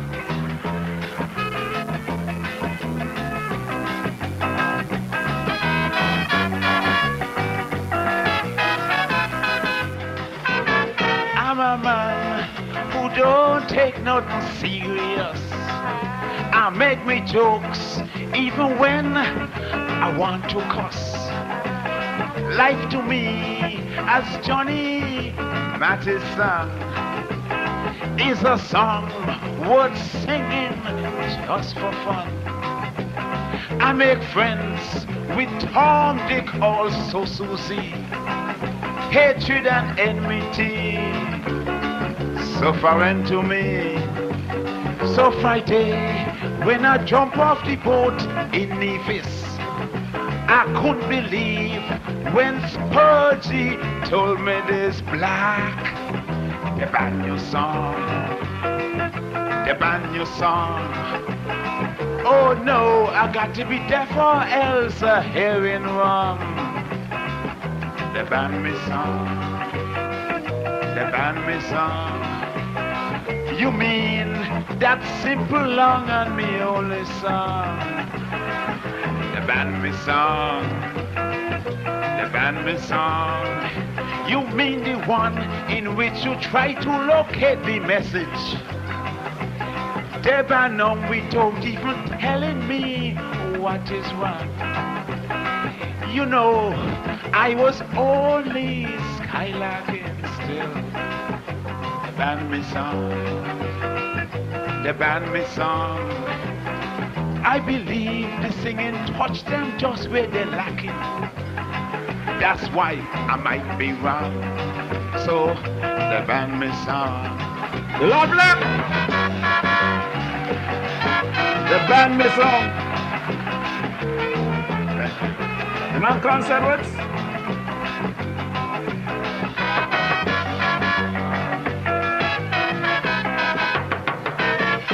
Perhaps they were right in banning that marathon.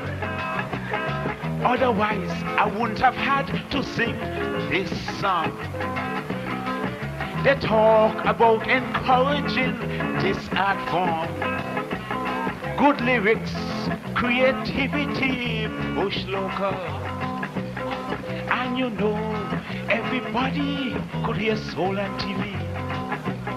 Display and play and play so freely. But local Calypsonians always they say smutty.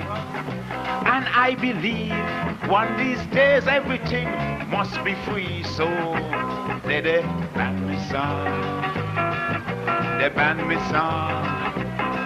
Oh no, I got to be deaf or else I'm hearing wrong.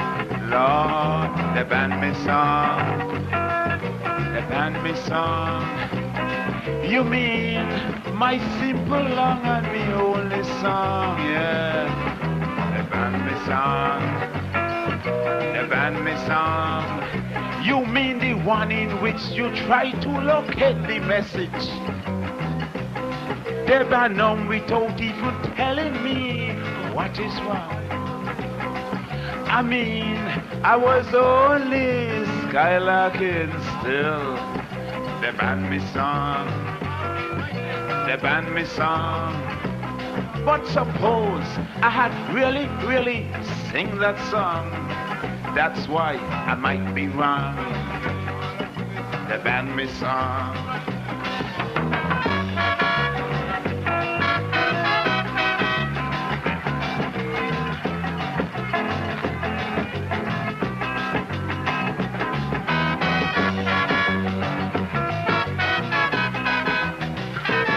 I suggest Calypsonians, you hold a workshop. Invite all of them who always mess us up. For Calypso is mere inspiration, reflecting true feelings and our situations. To compose is a load of time and energy, music and practice, plus harmony on completion before you even feel satisfied. They ban your song and say, oh, it's justified, Lord. They ban me song.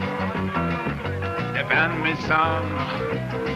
Oh no, I've got to be deaf or else hearing wrong, Lord. Look there now. They ban me song. They ban me song. You mean that simple, long and little song? Yeah, the band me song. The band me song. You mean the one in which you try to locate the message? The band without even telling me what is what. I and I was only skylarking still. The band me song. They banned me song. It must be touched them just where they're most lacking. That's why I might be wrong, but they banned me song. Lord Black, they banned me song.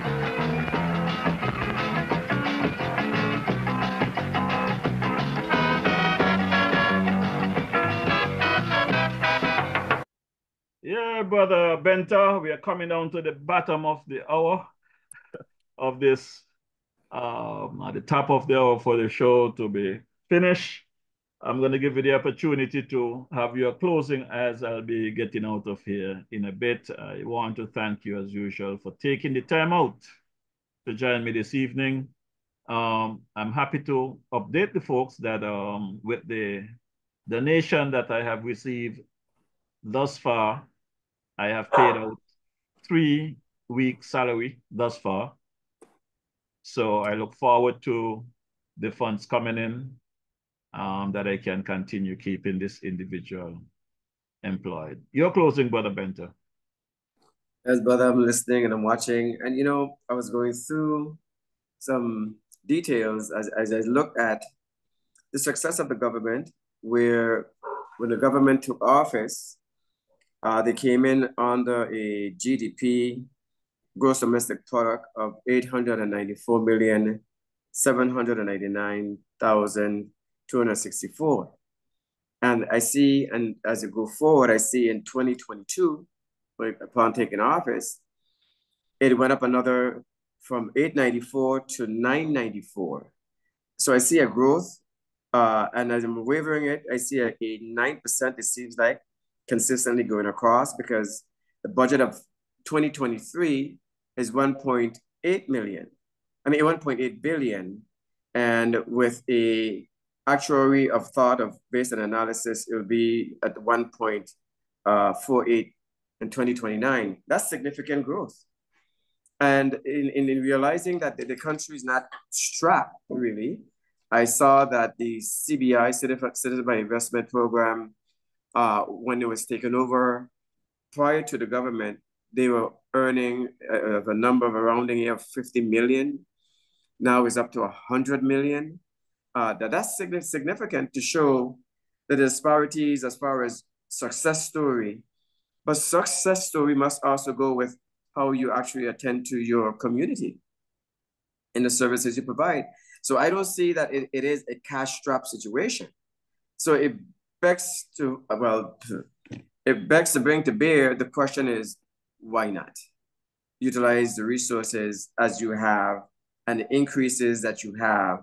And I see this 9%, we look at a 9% increase or 9% growth between the years, which is synonymous to me that it can be 10 to 12 as a ratio, if that's what they're using of growth. That's significant growth.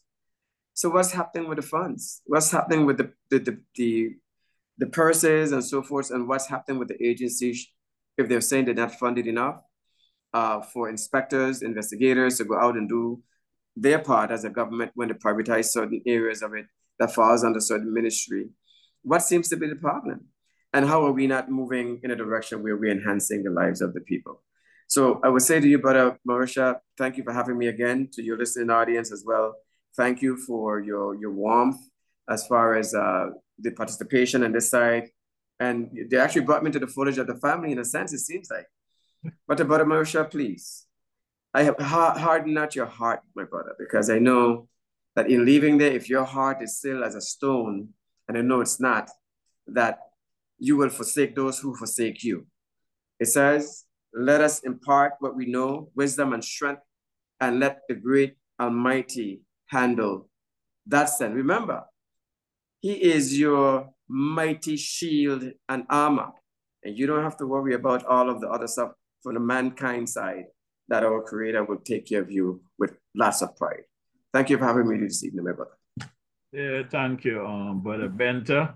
Right now we are running 3 minutes on the 7 o'clock hour, but let me just say hello to a few of the folks online. There's a lot of individuals online. I don't know if I'll get to the list, but let me big up my boy, the man Elvis Williams, aka the King Freddy.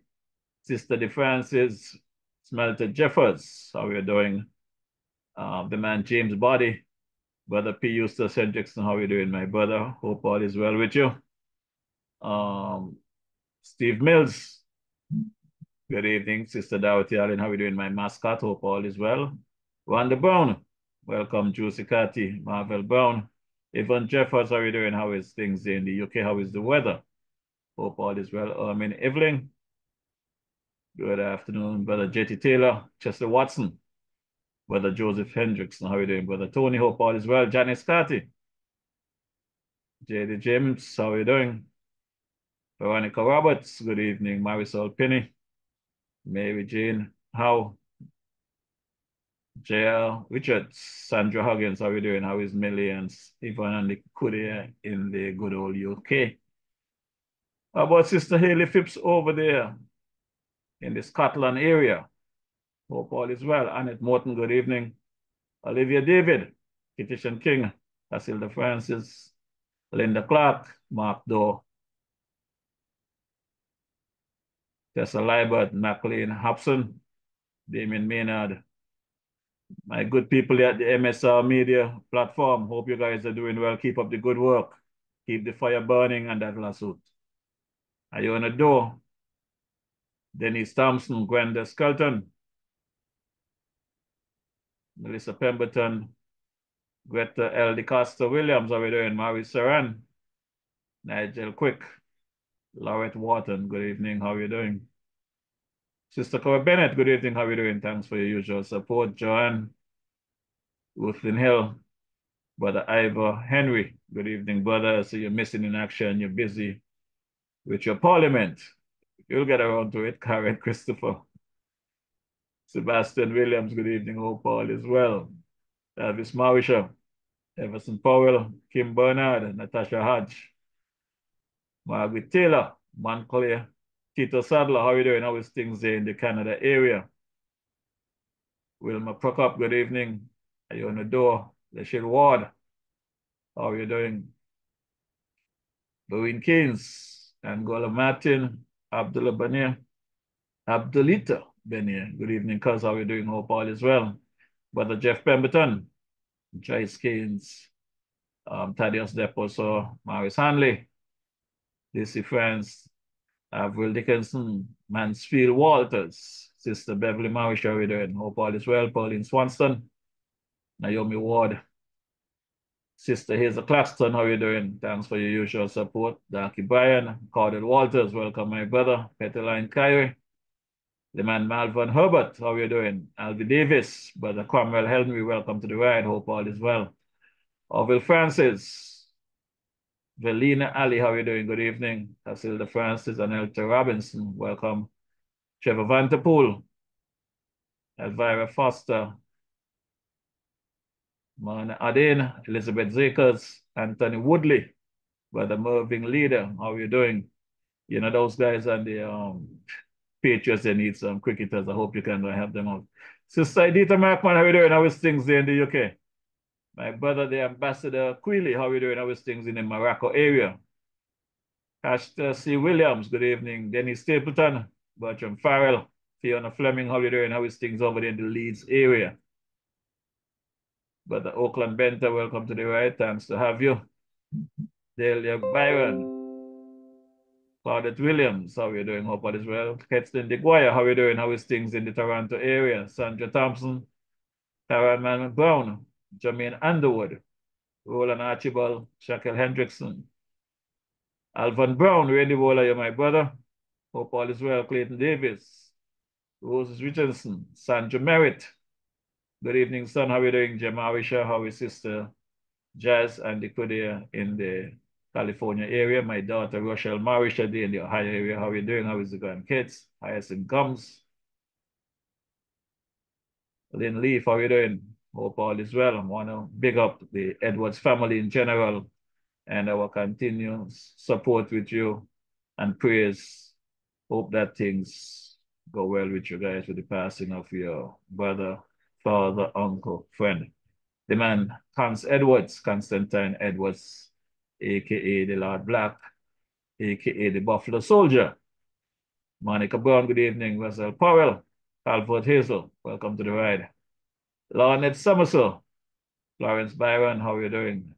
Hope all is well. Francil Warner, how are you doing? Which part in the world are you now, Francil? Joy Joel, Fanny Herbert, Yashia, how are you doing? Latika Francis, good evening. Adrian Daniel, Brother Ken Gonzalez, Brother Kent, how are you doing, Lord Kent? Everything come back? Donovan Edwards, hope all is well. Stacia Richardson, Bunny Richardson, sorry, how are you doing? Rufus, Brother Z. Williams, how are you doing, Brother Magnum? Hope all is well with you. Jeffrey Pemberton, Abigail Charles, hope all is well. How are you doing, cuz buds? Brother Clive Llewellyn there in the London area in the UK. How are you doing? How is the wife? Hope all is well. Sylvia Ward, good evening. Judith Quilly, Judy Tyrrell. Well, this is going to be really running out tonight. Sunshine, Nevada, how are you doing? Albi, good evening. How are you doing? John Francis, how are you doing? Shirley Nathan, how are you doing? Lynette Fox. Wow, a lot of folks online here. Good evening to Brother Piper Barry. How are you doing? Ruby Walters, Bernadette Tyson, Chanel Bass, Brother Desmond Hicks. How are you doing? Are you still in the Federation? I haven't seen you since a week or two ago. Danny Richards, Lionel Woodley, Lionel Woosie Rollins. Good evening. How are you doing, my brother? Hope all is well with you. Still waiting for a return call. Teresa Deming, Trevor Carbo Cornelius, how are you doing, my brother? Hope all is well with you. About Brother Daniel there. Lucien Fleming, Shamel Libod, Winston Connor, how are you doing? Jan Weeks. Well, my good people, as I said before, you know, all good things come to an end. I want to big up my sister there, Esther Hutchinson Possad in Tortola. Brother Mukesh and the kids, hope all is well there. My brother Carl Morris there in St. Thomas. Sister Valicia Morris, the man Avon Brown, Patsy Brown, Maralf and Co. My uncle Eustace in St. Croix, cousin Ken and Pam there in St. Thomas, Virgin Islands. As we are on a little overtime basis here, I can't do too much more greetings, but I'll say good evening to Sister Gwyneth Marisha. How are you doing? Beverly Marisha, Hope all is well with you guys, Sister Ann Farrell Smith. Hope all is well with you, the man, the Lord Ranger. Just want to big up the good people there at Island Purified Water over there in Newton Ground, St. Kitts. Want to thank them for the continued contribution, keeping the DJ hydrated when he's in the Federation. I also want to touch my boy there, Brother Austin Williams and his wife, Laura Williams. We're going to drop this track by the late, great The King Arrow. This is the unofficial anthem of the Federation of St. Kitts Nevis. Music is nice, but lyrically great. Please take a listen to this one. This one is called Arise.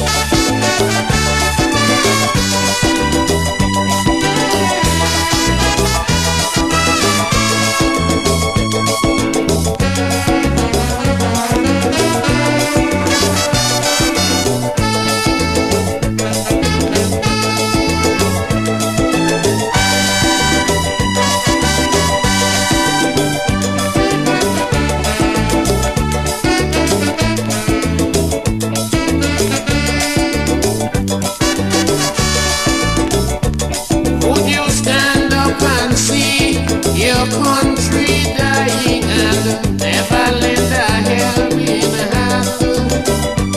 Would you see your children's future dwindling, creating much disillusion?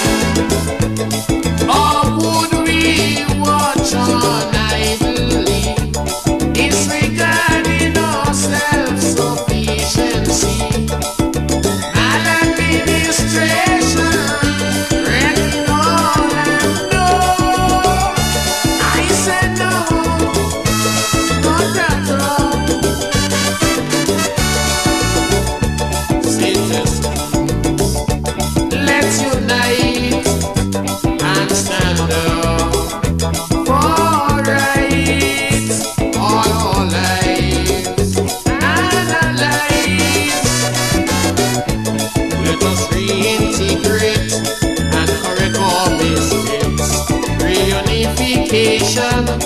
building a brand new nation. We'll move on together hand in hand.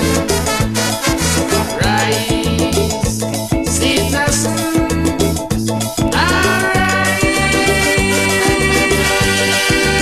The country is yours, all yours, still yours.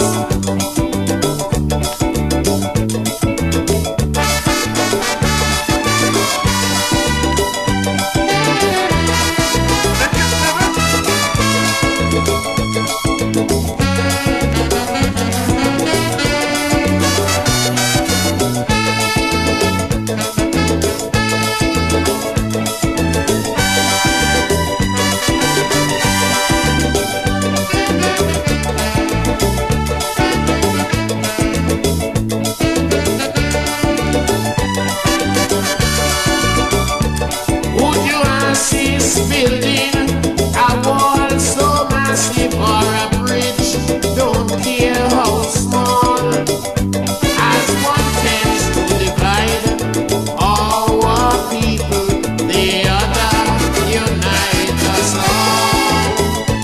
Unambitious men just cannot be a part of this community.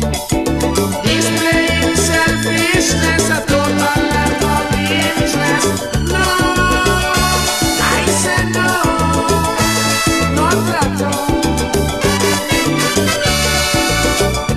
Citizens, let's unite and stand up for rights, all our lives and our lives. Let us reintegrate and correct our mistakes. Reunification, building a brand new nation. We'll move on together hand in hand. Rise, citizens, arise.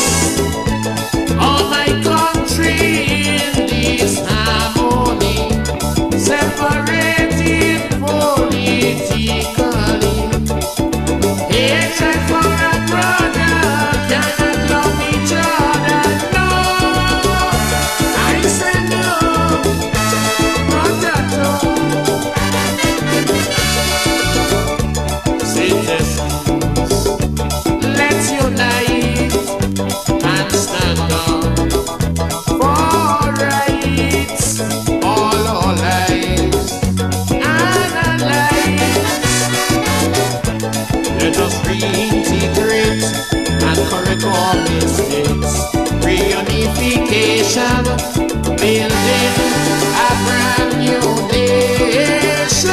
We'll move on together hand in hand. So rise, citizens, arise. The country is yours, all yours, still yours.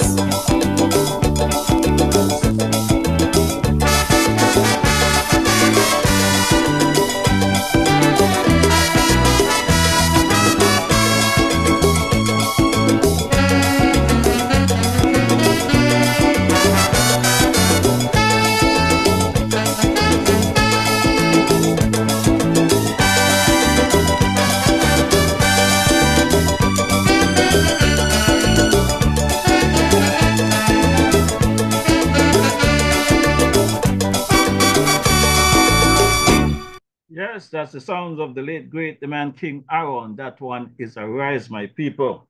This country is yours. I want to take the opportunity again to thank Brother Eustace Warner Day of Warner's One Stop for his contribution to this initiative to support an employee weekly salary there for a daycare. Brother Eustace, you are a gem. I also want to thank Brother Jeff Fritz and Sons Enterprises there, located in Molyneux Village. Also, the Fritz Bakery there in Borio for their contribution in keeping this person employed. The man Romeo Paris Pharmacy, Gloria Hutchinson there, Smart Fit. Also want to big up Sister Pearl in the UK for her contribution, Sister Hazel Claxton for your contribution. Brother Benta, I'm going to send you some stuff later on WhatsApp in regards to the upcoming carnival season in St. Kitts. I want you to look at the high dates. At this stage of the game, the way that these folks are moving in Augusta, things might not get off the ground for that airline possibility for this year. But what I think could be possible is a couple of charter flights to bring our people home. So I want you to look into that possibility after you look at those dates, and let's start getting the prices together and advertising that folks could make their plans to come to the Federation of St. Kitts Nevis. Any final thoughts? No, God bless you, my brother. A lot has been said tonight, and I think everyone who is on the line tonight feel your pain, and they are definitely holding your hand as well. That's our leave for tonight until we get you settled down. All right, sir, thanks. I want to say good evening to my godmother there, Sister Joyce. Hope all is well with you. And the husband, my father there in St. Thomas, the man Alfonso Mauricio and crew. I also want to wish my baby girl a lovely, lovely weekend. And she is busy. She told me someday ago her birthday is coming up and she don't want no one to take her to the water park but her daddy. She wants to go to the water park and she wants daddy to take her. She don't want no mommy. So I do not know how I'm going to work that one out, but I'm going to try my best to satisfy my baby girl.